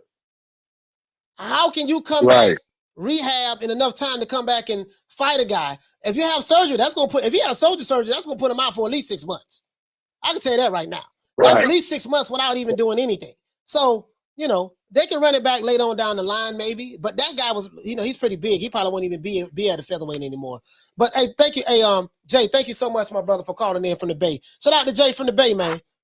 Appreciate that, fam. Yes, sir. Phone lines is open, 530-494-9636. 530-494-9636. Peter Varnock says Tug was knocked down and the ref didn't call it. Yeah, that is true. That was a knockdown. Knockdown and the ref didn't call it. That is true. If you're new to the channel, please subscribe to the like button. If you're new to the channel, please subscribe to the like button. See, this is what's going on, guys. Let me show you something. Let me. Hold on, we got another call calling in. I want to show you what's going on. The guy hung the phone up. I want to show you what's going on. Finish show you what's going on. This is what's going on, right? I gotta show you this. Let's see. Let's see. You say robbery, poppy. You notice some of these guys. Hold on. Let me pull it up. Let me pull up some of this stuff up. That's Dante. We're not going there. Think this is for non. What's good, YouTube? That's Blue. This your boy, Blue Blood Sports TV. See this. With another Let's go ahead. 8th and into the 9th round. 5 rounds in. For a knockout, 26 years of age. I want you to hear this. I'm finna bust this up right quick. He was much bigger than Gary Russell in the fight tonight. This is Blue. He was the aggressor. Right. Gary Russell injured his right shoulder in the 4th round. Right. In the 5th, 6th, 7th, 8th, and into the 9th round. 5 rounds in, after injuring his right shoulder, clearly, he threw a right jab, and then he didn't throw another right hand for the rest of the fight. So for 5 straight rounds, he didn't even throw his right hand. And yet he was countering Mark Magsayo with the left hand. He was throwing combinations with one hand. Blue. All right. He was changing levels, throwing hooks to the throwing body, combinations with one hand. body, countering, coming upstairs, making Mark. He was throwing combinations with one hand. Wow. You had guys like Steve Farhood seeing Mark Magsayo winning in a landslide.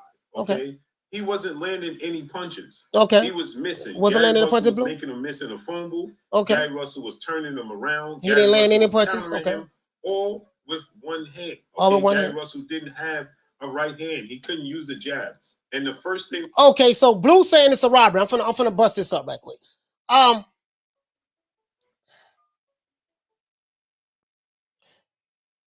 what's your name? Where you calling from?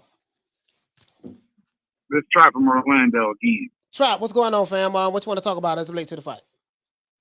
I just had one more thing to say, man. What's that? Gary Russell is a natural right-handed fighter. His father made him a left-handed fighter, right? Yeah, I don't know. I don't know, brother. I don't know. He's naturally right. All of them are naturally right-handed. He made them left-hand fighters. Why couldn't he switch and use his left hand as a jab? If he said he's smartest man in boxing.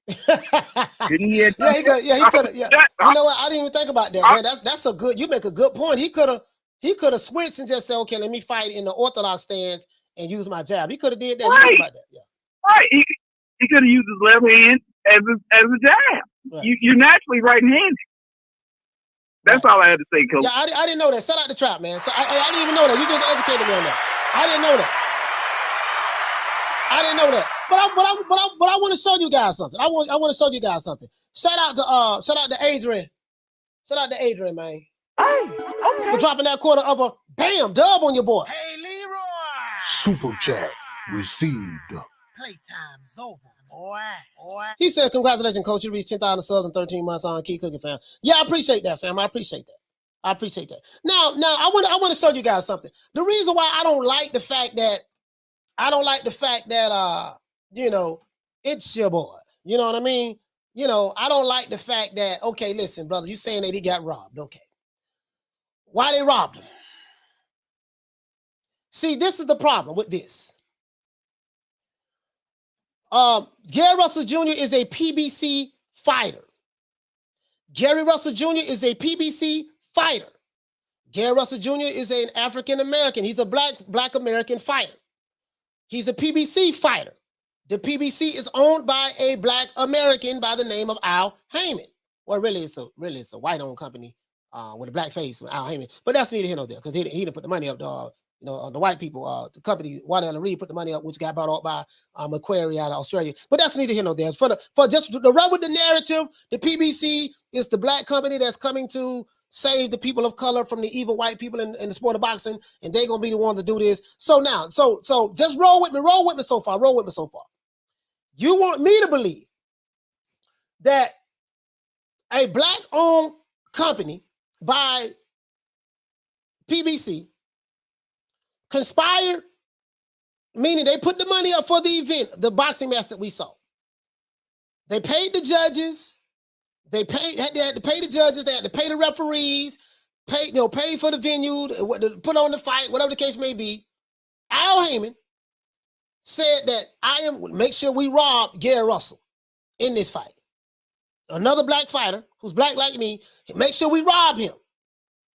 You're gonna have to explain to me, Blue, why would Al Haymon do that if you believe it was a robbery? It was a close fight. It probably could have went either way.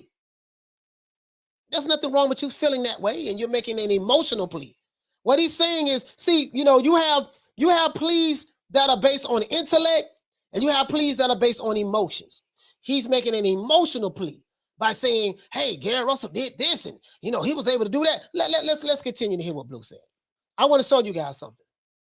They did after the fight was put up the jab stats. Of course, Gary Russell can't use his jab. Of course, the jab is going to be lopsided because Mark Magsayo threw 200 plus jabs to Gary Russell's 60 jabs because he couldn't use his right hand. Okay. And in a fight where he couldn't use his right hand, he still put on a masterclass performance in this fight. He showed his slickness, his defense ability. He fought on the back foot. He even backed Mark Magsayo up in the fight. He landed big, clean punches. You didn't see Mark Magsayo land more than 5 clean punches the entire night that got Gary Russell's attention. Okay, you hear what he's saying now, right? So that's enough. He threw some nice uppercuts. He's making an emotional plea. He's making an emotional plea to prove his case, right? And this was the court of law. He would be the defense. I would be the prosecutor. He's making an emotional plea to the jury by saying that, hey, Gary Russell did this and that. Mark Magsayo didn't do this and that. And this is clearly a robbery, yada, yada, yada. He's making an emotional plea to the jury. There's only one problem with that. The defense has to now put on his case. So now let me put my case on. Right? So, these guys believe, I showed you over here with BFTB. I showed you over here. They said it was racism. They said this one guy said it was racism. This guy said it was a robbery.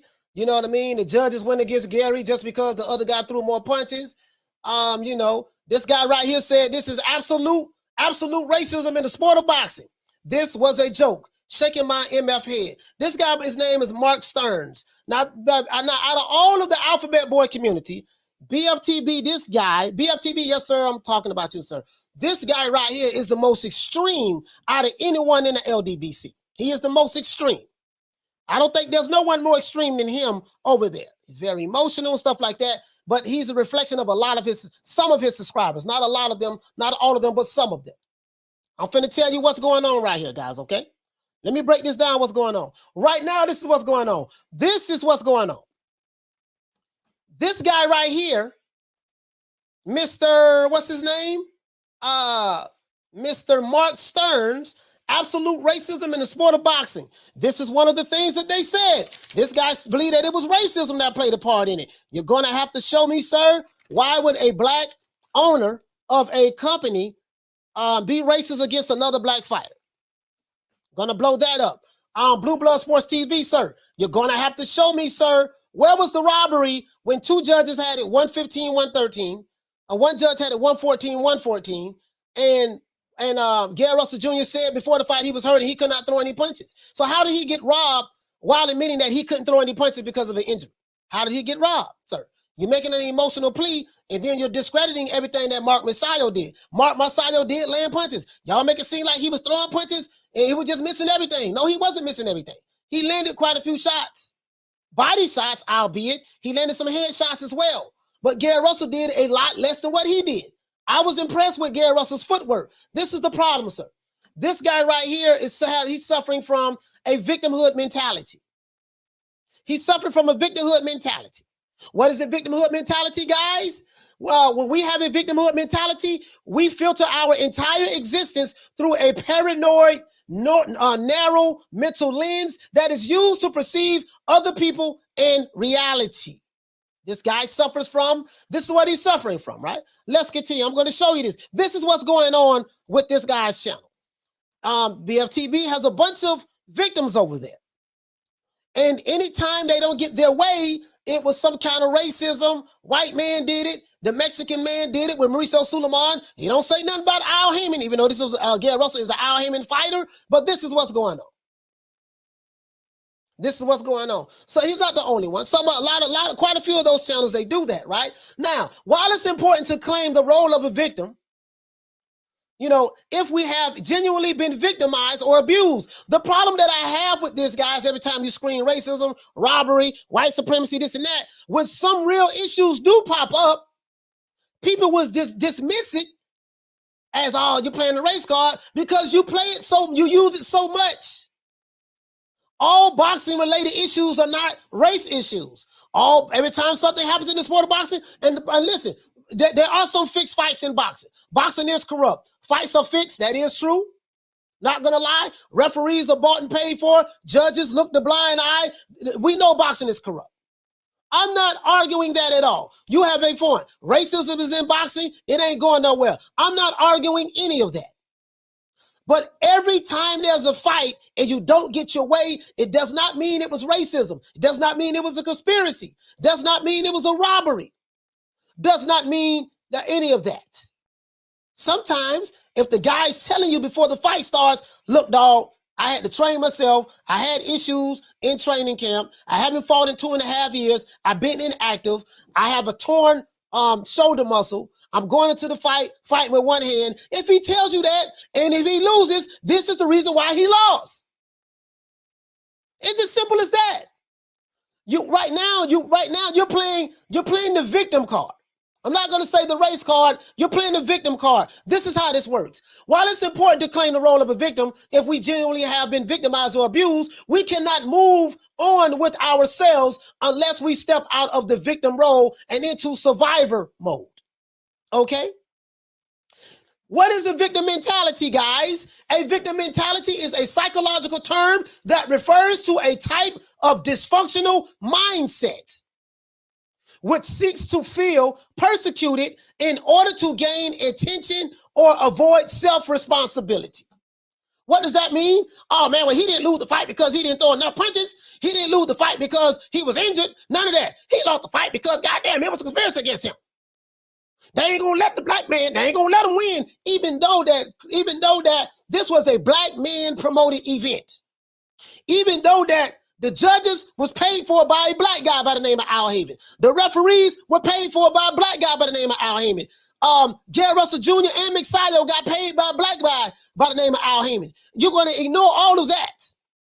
And that victim card comes out. The victim card comes out. Let's continue. I'm going to show you guys something about this victim mentality.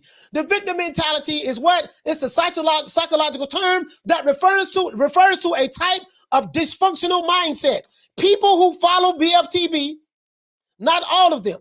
Some people who follow, not all, but some who believe what Blue Blood is spitting, and some who believe what BFTB is spitting, they suffer from, they have a dysfunctional mindset. They suffer from the victim mentality.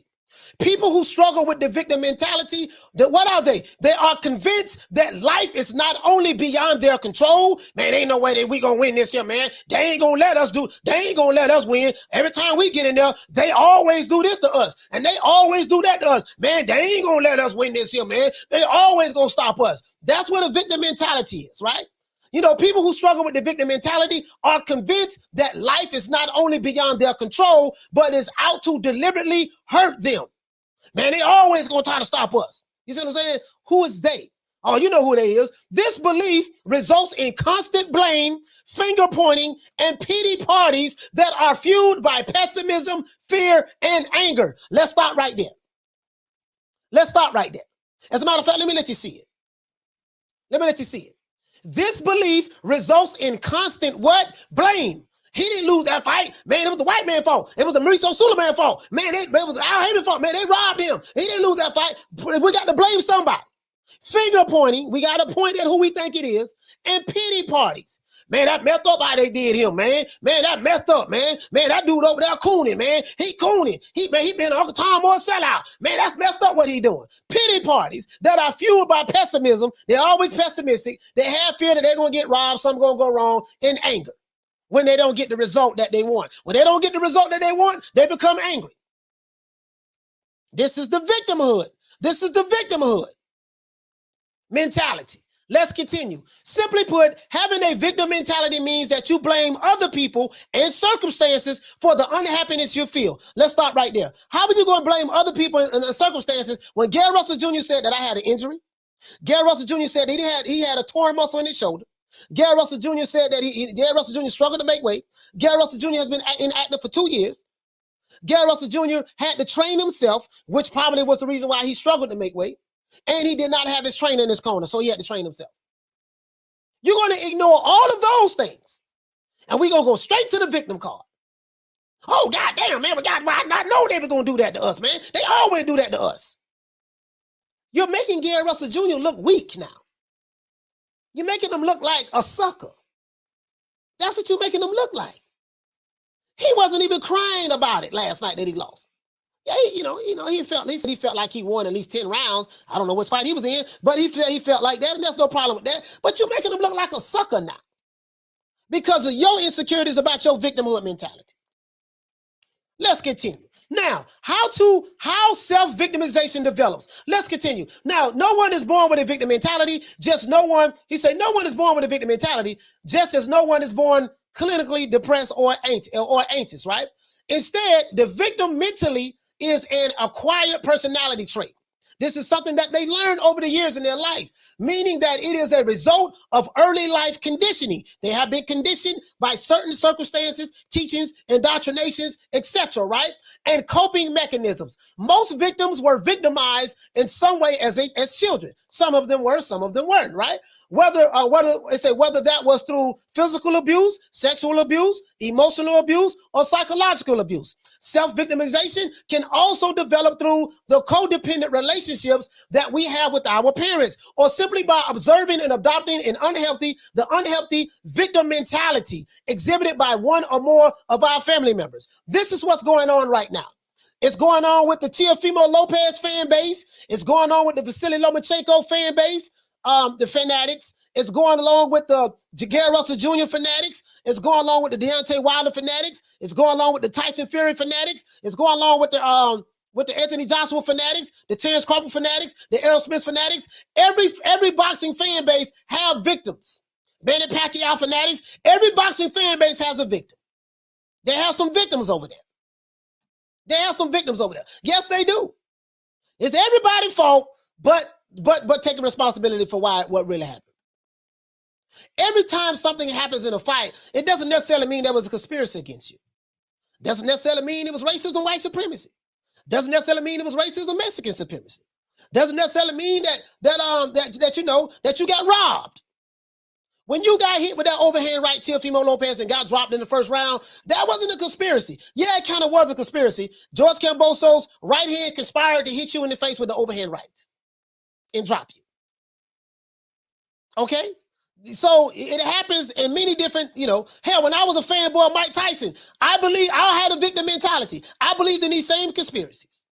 When Mike Tyson lost, it was everybody's fault but Mike Tyson. I disregarded the fact that he was snorting coke. I disregarded the fact that he wasn't training. I disregarded the fact that, he was settling out of court with women he was sexually assaulting and allegedly and doing all kind of different stuff and yada, yada, yada, not training. I ignored all of that. It was the white man was the reason why Tyson was losing. They conspired against him. So I understand. I used to have a victim mentality myself.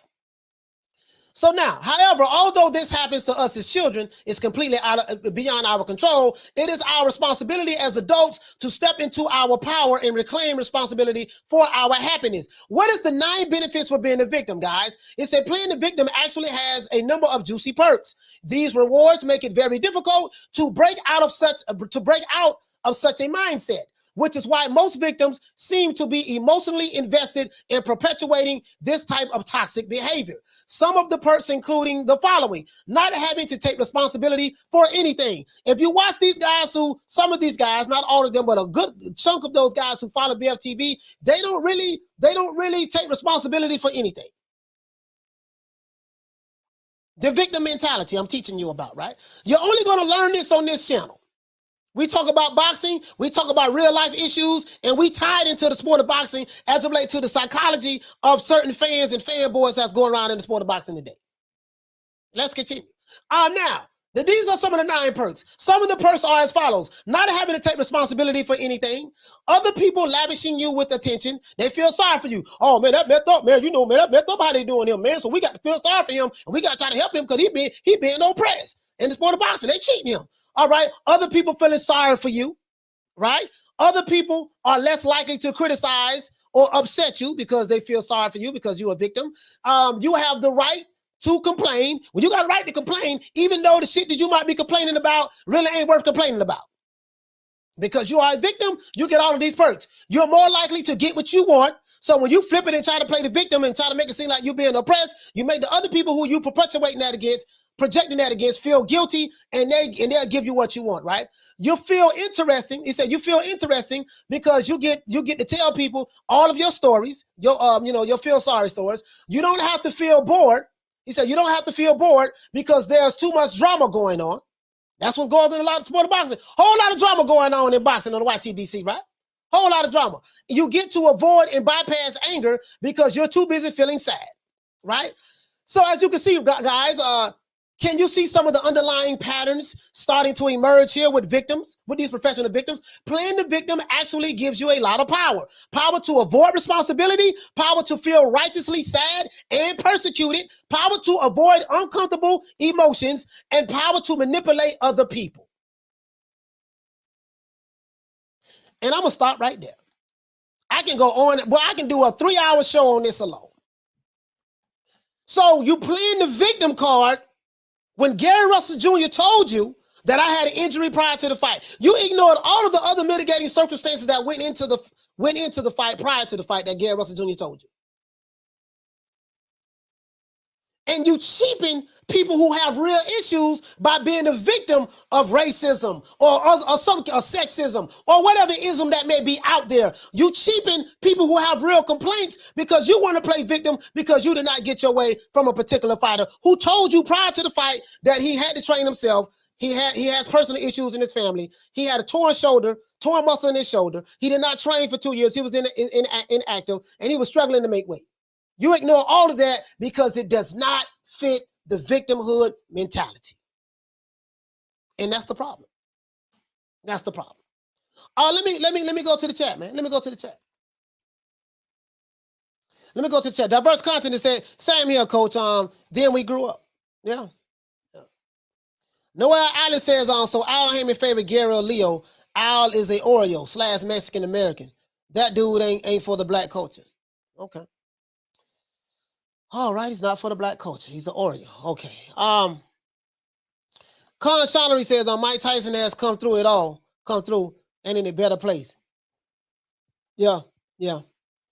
Slim Reaper says Hagler said he would make sure not to leave it in the hands of the judges. Knock your opponent out, and then there's no victim mentality, coach. Absolutely. That's what Hagler did, and he did it for 7, 8 years straight. Knocking motherfuckers out. That's what he did. And see, this is the problem. Whole lot of victims going on. We got to find something. And, it can't be that he just lost. It can't be that, hey, man, he really didn't throw a lot of punches. Yeah, he looked real good defensively, slipping and sliding. And there's nothing wrong with who you believe won the fight. There's nothing wrong with that.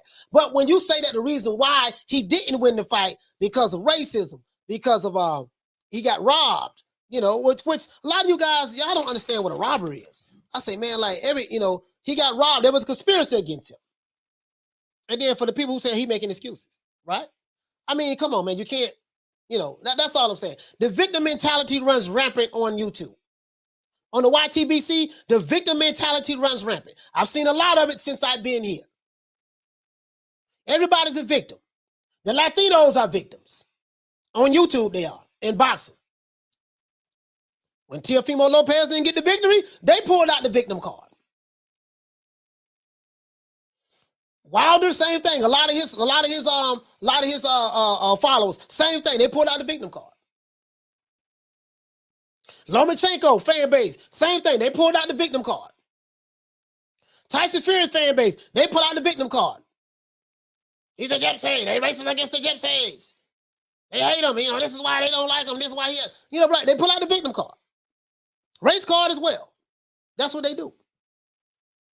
You call them out on their bullshit, they reverse it, call you the racist, they call you a cool Uncle Tom sellout, and say that you hate white people, you hate Latinos, you hate blacks. That's what I've been accused of. You hate Asians. I've been accused of hating 4 races. I've been accused of hating blacks, my own kind. They call me a cool Uncle Tom sellout. I've been accused of hating Latinos. That's what some of the my Hispanic detractors, my Latino detractors and Hispanics, they say to me.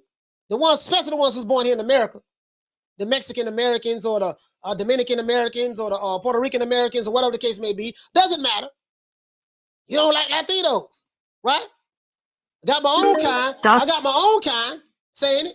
Then I got the white. Then I got white boxing fans saying the same thing. Then I got Asian boxing fans saying the same thing. Hell, I might be the only channel on YouTube. I've successfully been able to piss off 4 different races of people. Latinos, whites, blacks, and Asians. Just being honest with you. Just being honest with you. Diverse content, he said exactly. I've seen robberies before, and that was not one. I have no problem. I have no problem with you even believing maybe it was a robbery, but all the other shit is crazy. He said, "Coach, deep down, do you think Gary Russell would have defeated him if he wasn't injured? If Gary Russell wasn't injured, I believe that he would have beat him. I believe he would have beat him if he wasn't injured. I honestly believe that. I honestly believe that. I honestly believe that. I think he would have beat him if he wasn't injured. Let's see. Slim Reaper said, "Can somebody in the chat tell me, did Meatloaf pass away?" Meatloaf. Oh, okay. You talking to the chat. KD says, but all that mentality stops when it's time to choose their Latin white spouses.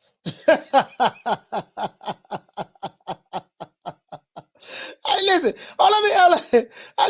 Listen. I'm gonna give you a perfect. I'm gonna give you guys a perfect example of what I'm talking about. Oh boy. I got to give you guys a perfect example of what I'm talking about. I'm gonna give you guys a perfect example of what I'm talking about.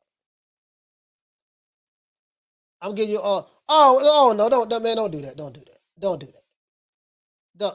do that. Come on. I'm gonna give you guys a perfect example of what I'm talking about.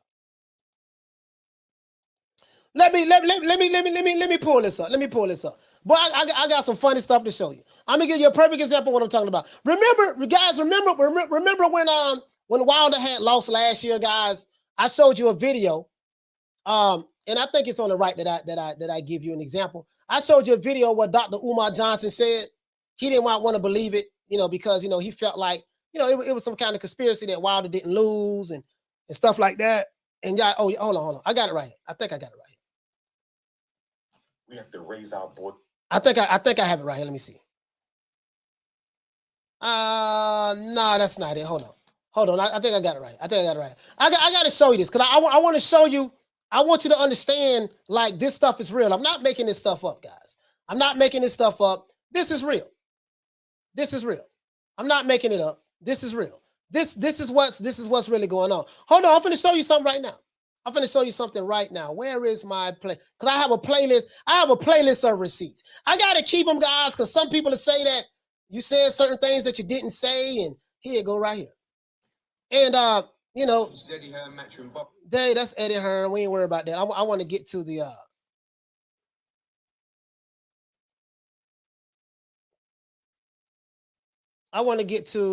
oh man, what the hell is going on?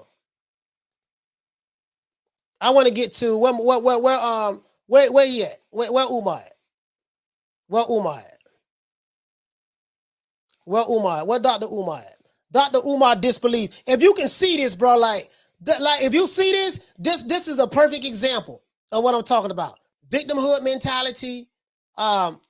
This is a perfect example of what I'm talking about. I have to find this for you. I got a bunch of videos. I think it's down at the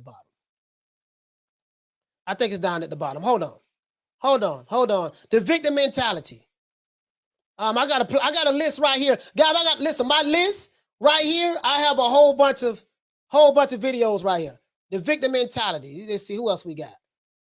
And this is what's going on, guys. I'm gonna give you a perfect example.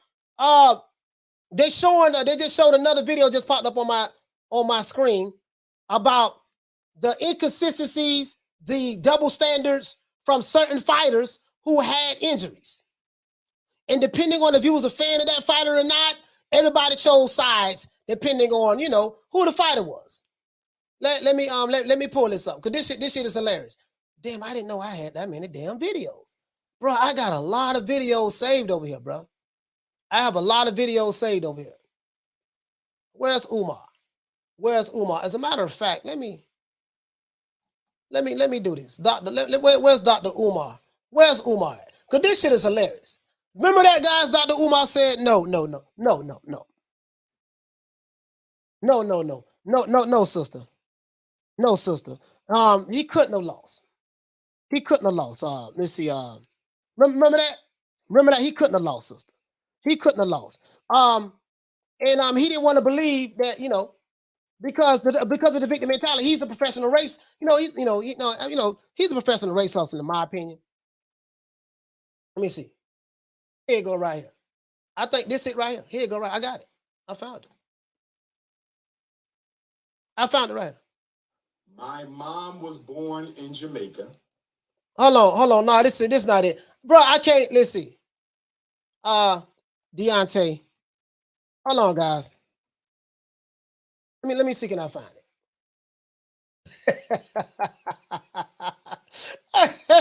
Here you go. Let me show you this, guys. Promise not to laugh. Promise not to laugh. Promise not to laugh, guys. Promise not to laugh, guys. And this is not a shot at Deontay Wilder, but I want to show you the mentality of people like Umar, the victimhood mentality. I'm going to show you something. They always put us. Listen, when you always look at us as perpetual victims, it makes us look weak as a people. It makes Black Americans look weak, like we just weak, we defenseless, we just pray, and we just always perpetually being taken advantage of, and we just, oh, woe is me. Like you don't do us any justice. But I want to show you this though. And I know about the detractors going to say this dude cooning and Uncle Tom and selling out. No problem. I take all the shots. I don't care. Listen, I take the shots. I take the shots from the white boxing fans. I have no problem with that. I take the shots from the Asian boxing fans, the Black boxing fans, and the Latino boxing fans. It doesn't matter to me. I take all the smoke. Want all the smoke. Doesn't matter to me. I'm going to call it the way I see it though. But this is what I'm talking about. Go ahead, Umar. Talk to him. Tyson Fury or Deontay Wilder? Don't tell me our brother lost. Listen to this. Please don't tell me our brother lost. Please don't tell me our brother lost. Let me see. I'm looking it up right now. Tyson Fury knocks out Listen to this. Deontay Wilder. No, brothers and sisters. No. It must have been fixed.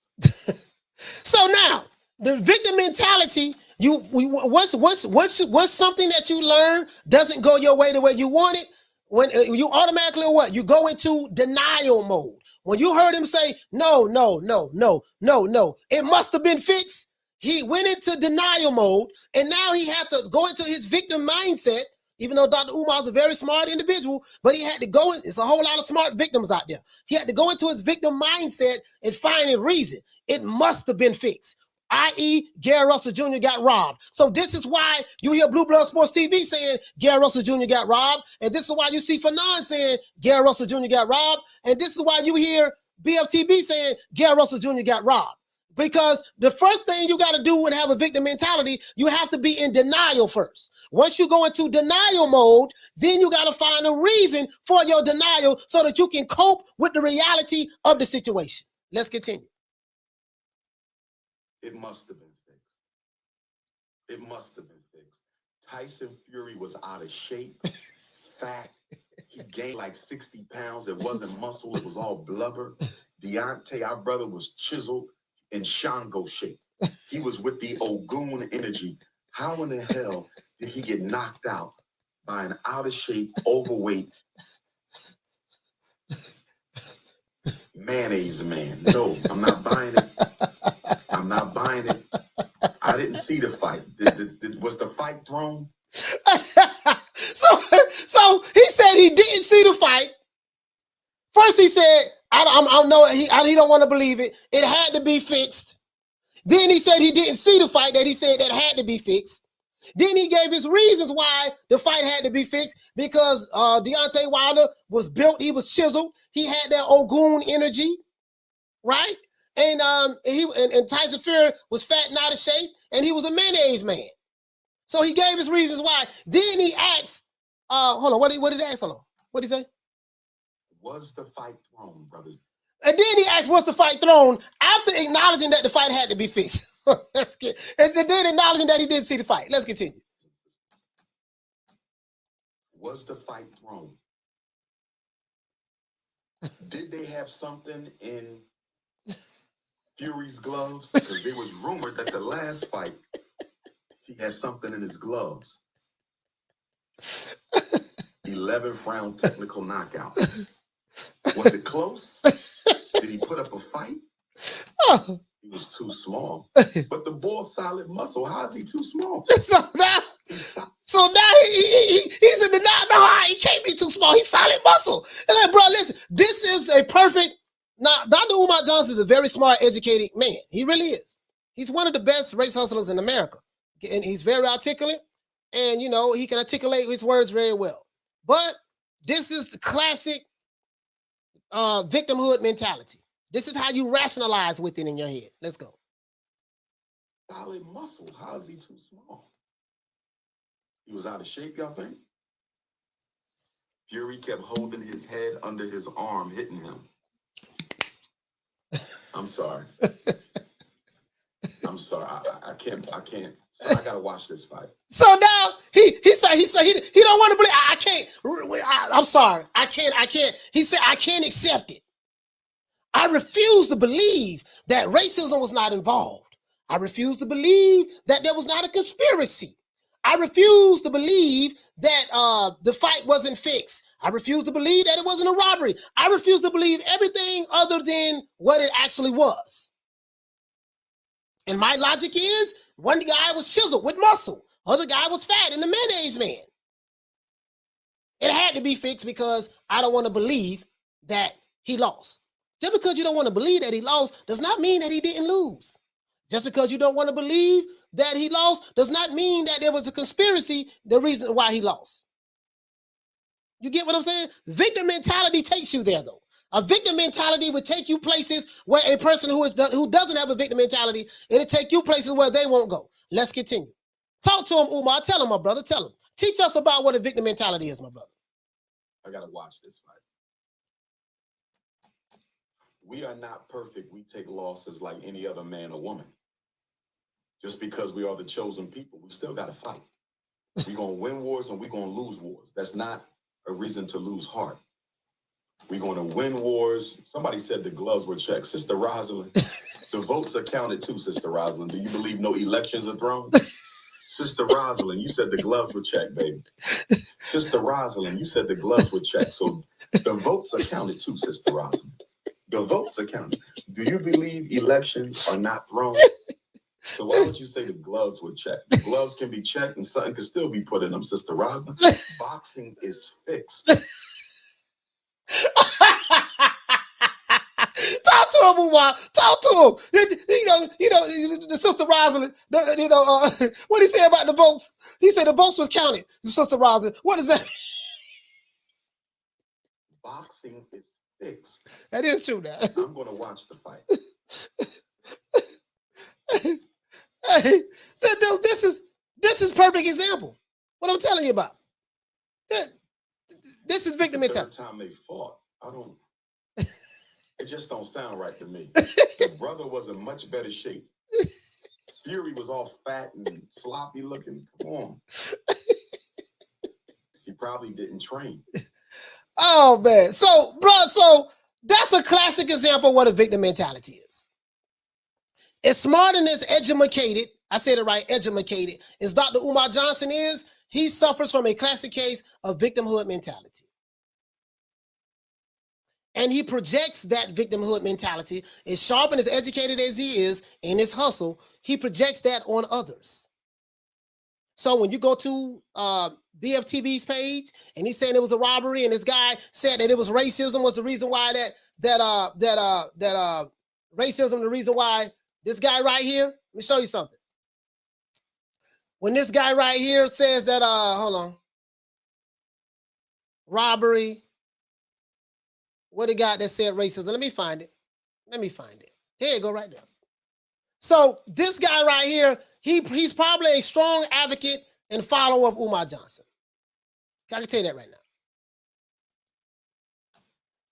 now. These guys, I can tell you that right now. So let me show you something. So when this guy on this BFTB, Gary Russell robbed. He said Gary Russell was robbed. Okay, that's fine. He has a right. He has a right to feel that way. He has a right to feel that way. But I want to show you something. Man with one motherfucking arm.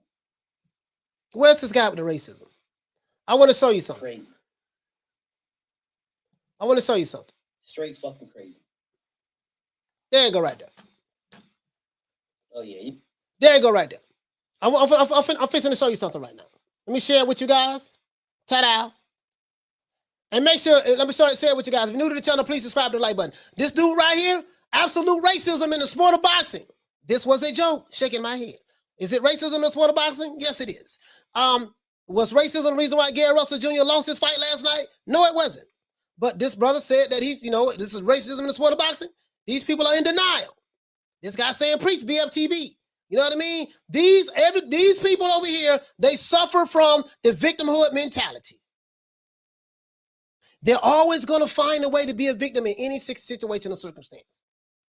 What I advise you to do, stay the hell away from people like this. You will not be successful in life. You will always be broke. You will never have any money, and you will never accomplish anything in life because you're always going to use your mental crutch of victimhood. Okay? Now, there are a lot of things going on in the sport of boxing. That is true. But every fight is not race-related. Every fight, there wasn't a conspiracy why the guy lost. Every fight, they didn't get robbed. We have seen robberies in the sport of boxing. Last night was not a robbery. We have seen all types of things in the sport of boxing. Last night was not one of them. When you have a fighter who tells you, I knew I had a shoulder injury since 2008. I had a torn muscle in my shoulder, which did not enable me to throw punches with my right hand. He tells you that he re-injured it 2 weeks prior. When asked why did you take the fight anyways? Why you didn't pull out of the fight because of the injury? He said, I made a choice because I wanted to show how much of a dog and a warrior I am. You're going to have to show me how the victimhood mentality and the conspiracy, how did they conspire to make him take the fight? Did the white man, the Mexican man, and the black man conspire to tear a muscle in Gary Russell Jr.'s shoulder? Did they conspire to make sure that something happened to his father's health? Did they conspire to make sure that he did not make weight? He struggled to make weight. Did they conspire to make sure that he trained himself? Did they conspire to make sure that he didn't fight for 2 years? Now, you might get away with that, the 2 years. Could have been politics with that. I don't know. But according to Gary Russell Jr., he had several fights he could have had. He just didn't take them because of the money. But the victimhood mentality, you got to know when to use it and when not to use it. In this particular case, guys, you cannot use the victimhood mentality and none of the isms. No racism, sexism, none of that. None of the isms does not apply. The guy did not do enough, in my opinion, to win the fight. It was a very close fight. The other guy didn't do much of nothing himself, but he did more than Gary Russell Jr. That's how I feel about it. That's it. But all of the other stuff is hogwash, in my opinion. Let's go ahead and give everybody a round of applause. Let me give everybody a shout out. As a matter of fact, let me go ahead and go to the chat, see what's going on in the chat. Shout out to Charles Stevens. The stickiest of the icky. You want to smoke with the old boy Rick James? Hey, okay. For dropping that $2, bam, super chat on your boy. Hey, Leroy. Super chat received. Playtime's over, boy. She said Blue Blood said Gary Russell Jr. won, so sad. That's how you feel. That's how you feel. This guy said just give Gary Russell a rematch. That's the problem solved. No, sir, it's not the problem solved. I'm going to tell you why it's not the problem solved. He can give him a rematch right now. Gary Russell still has that shoulder injury. Just going to forget about the shoulder injury? He still has a torn muscle in his right shoulder. So if he still has a torn muscle in his right shoulder, if I give him the rematch right now, he's still going to have that same injury. The same injury that he had was the reason why he said, in so many words, he lost the fight. So what are you going to do about the shoulder injury? How are you going to throw a jab with that? Yeah, I'm going to give you a rematch right now with that same injury that you have, that you need surgery for, to try to rehab. And I have a shoulder injury right now, my right shoulder from lifting weights. And it's been there, it's been with me for the past 5 years. I can tell you something, that shit hurts sometimes. So you got to explain to me what? He still got the same injury. He needs surgery. He needs surgery. That's not going to change the injury. And then if he fight him again and it's the same result, you're going to come right back and say the same thing. Not you, but I'm just saying they're going to come right back and say the same thing. Robbery, racism, white supremacy, the Mexicans are hating on him, Mauricio Suleiman conspired against him.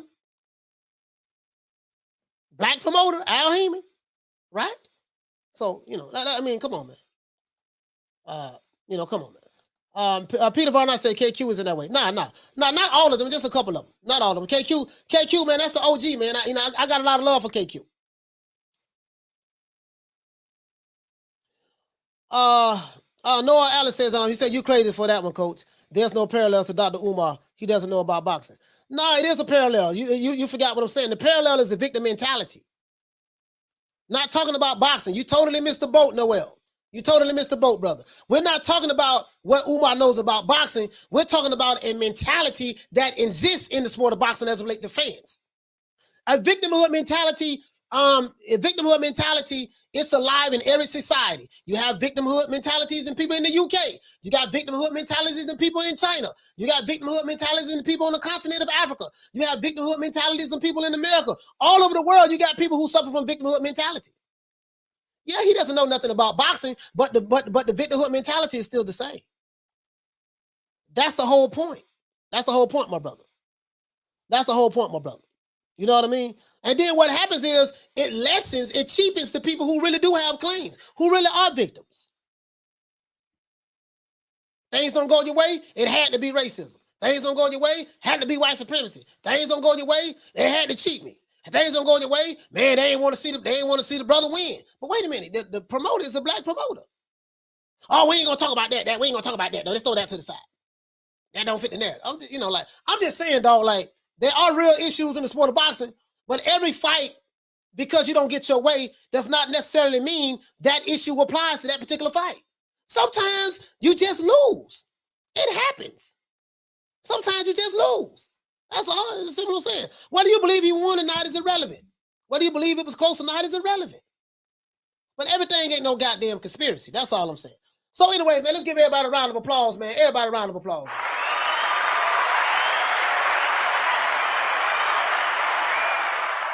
The victimhood mentality is real.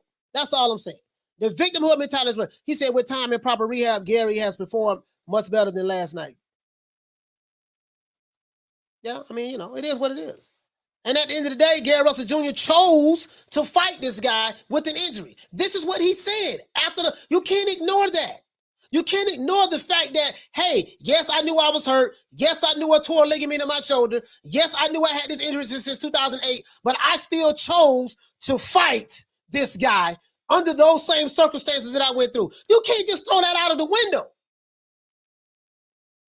He made a choice, and he got to live with the consequences of it. That's it. I love Gary Russell Jr. I'm not going to make him no victim. I'm not going to throw no pity parade for him. Shout out to Conspire.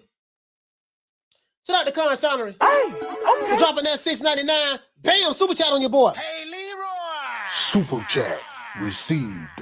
Playtime's over, boy. He said, you better stop with the excuses, coach. You still have to defend those Amazon belts, man. Hey, yeah.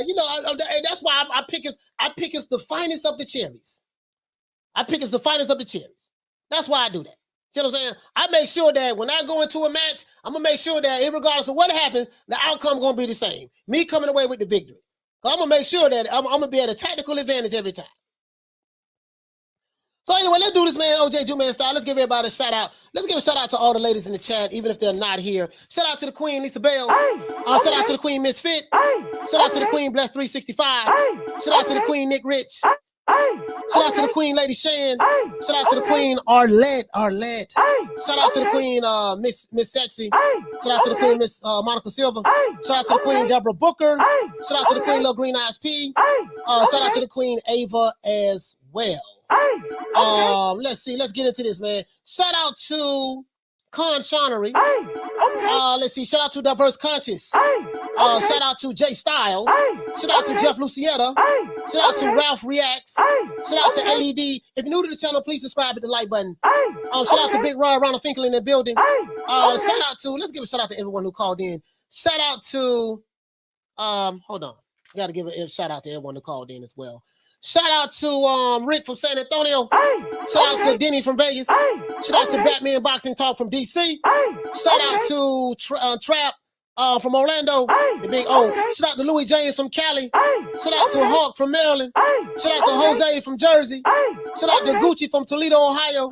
Shout out to Jay from the Bay Area.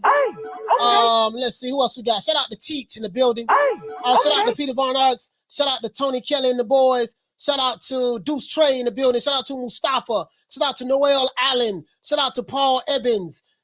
Shout out to Big Ronald Finkley in the building. Shout out to Don Ramon. Shout out to Charles Stevens. Thank you for the super chat, fam. Shout out to Jeff Lucietta. Shout out to Skills Pay the Bills. Shout out to F Society. Shout out to Peter Barnards. Shout out to Con Shonery. Shout out to Diverse Consciousness. Shout out to Thomas Jones. Shout out to ADD in the building. Shout out to George H. Shout out to the Queen Little Green Eyes P. I forgot I said the name already. Shout out to Baby G. Shout out to F Society. Shout out to Diallo Huggy Bear is his name. Shout out to who else we have? Don Ramon. Shout out to the Slick 93, Novienta Tres. Shout out to Pound. Shout out to who else we have? Yuli X Games. Shout out to who else we have in the building? Shout out to One Honor. Leave a message down, leave a comment down below so I can get you guys. There's a whole lot of people was here. We had like over 300 people in the chat at one point. Shout out to PBC Fanboy. Shout out to my brother Charlo. Shout out to Punch Perfect Boxing. Shout out to my brother Retro Boxing and Documentaries. Shout out to Mark Nash. Shout out to shout out to Coach K. Shout out to my brother Ron Boy Fresh. Shout out to my main man. Shout out to Major Key Boxing was here as well. Let's see. Shout out to let me go all the way down to the bottom. There's too many names up top now. Let's see. Can I get whoever left a message? Shout out to Skills Pay the Bills. Shout out to Danny Drew. Shout out to Gary Russell still got to get surgery on his shoulder. That doesn't change anything. And I don't think a fighter is going to sit around and wait on him for him to heal. You get a shoulder surgery, that's 6 months of inactivity. At least that. Shout out to who else we have? KD. Shout out to Ricky Ricardo with the leg read. Shout out to Lady Q. Shout out to Ralph Reacts. Shout out to who else we have, man? I think I got everybody. Con Shonnery, Deuce Trey. Shout out to Danang. Shout out to Dundada. Shout out to Dundada. Let's see. Shout out to who else we have in the building. Let's see. Dundada say, Coach, they can't protect Brady. Yeah. The Bucks are getting the brakes beat off of them. I'm not losing any money over it, so. Know me, I don't have any emotional investment in none of this shit at the end of the day. Those guys are making millions of dollars. Win, lose, or draw, they're going to make their money and they're going to go home and sleep on a bed full of money. It's not that serious, guys. Life goes on. Shout out to Teach. Shout out to Peter Von Arts. Shout out to Thomas Jones. Shout out to Big Ronald Finkley. Shout out to the Queen Nick Rich. Shout out to who else we have in the building, man? Crescencio, what's going on, fam? Shout out to Nelly Content. Shout out to my main man, Batman Boxing Talk. He called in. Batman Boxing Talk called in as well. Shout out to Sid Smith. Shout out to Wayne Love Peacock, man. Shout out to Wayne Love Peacock. Shout out to ADD. Shout out to Prime Fighting Champions. F Society. Shout out to Big Smudger. Shout out to the singing OG KQ KC. Shout out to Jorge Herrera. Shout out to Peter Von Arts. Shout out to, let's see who else we have in the building, man. Let's see. If you're new to the channel, please subscribe to the like button. I think I got everybody, man. Shout out to Silverhawk. Sid Smith. Let's see, man. I think that's it, man. Other than that, that's it. This is boy Coach Malachi Williams signing out. New media today, USA Boxing. Hey, guys, we got another fire show coming out tomorrow. New media today. You know my motto, man. Don't meet me there, beat me there. We're going to see you guys. And we're going to go out David Ruffin style. You're begging me not to leave. And I refuse to let you go. Other than that, I'll see you guys tomorrow, man. 3 o'clock Eastern Standard Time. You know my motto. Don't meet me there, beat me there. Peace. Man, I'm out of here, bro. Let's go. Come on.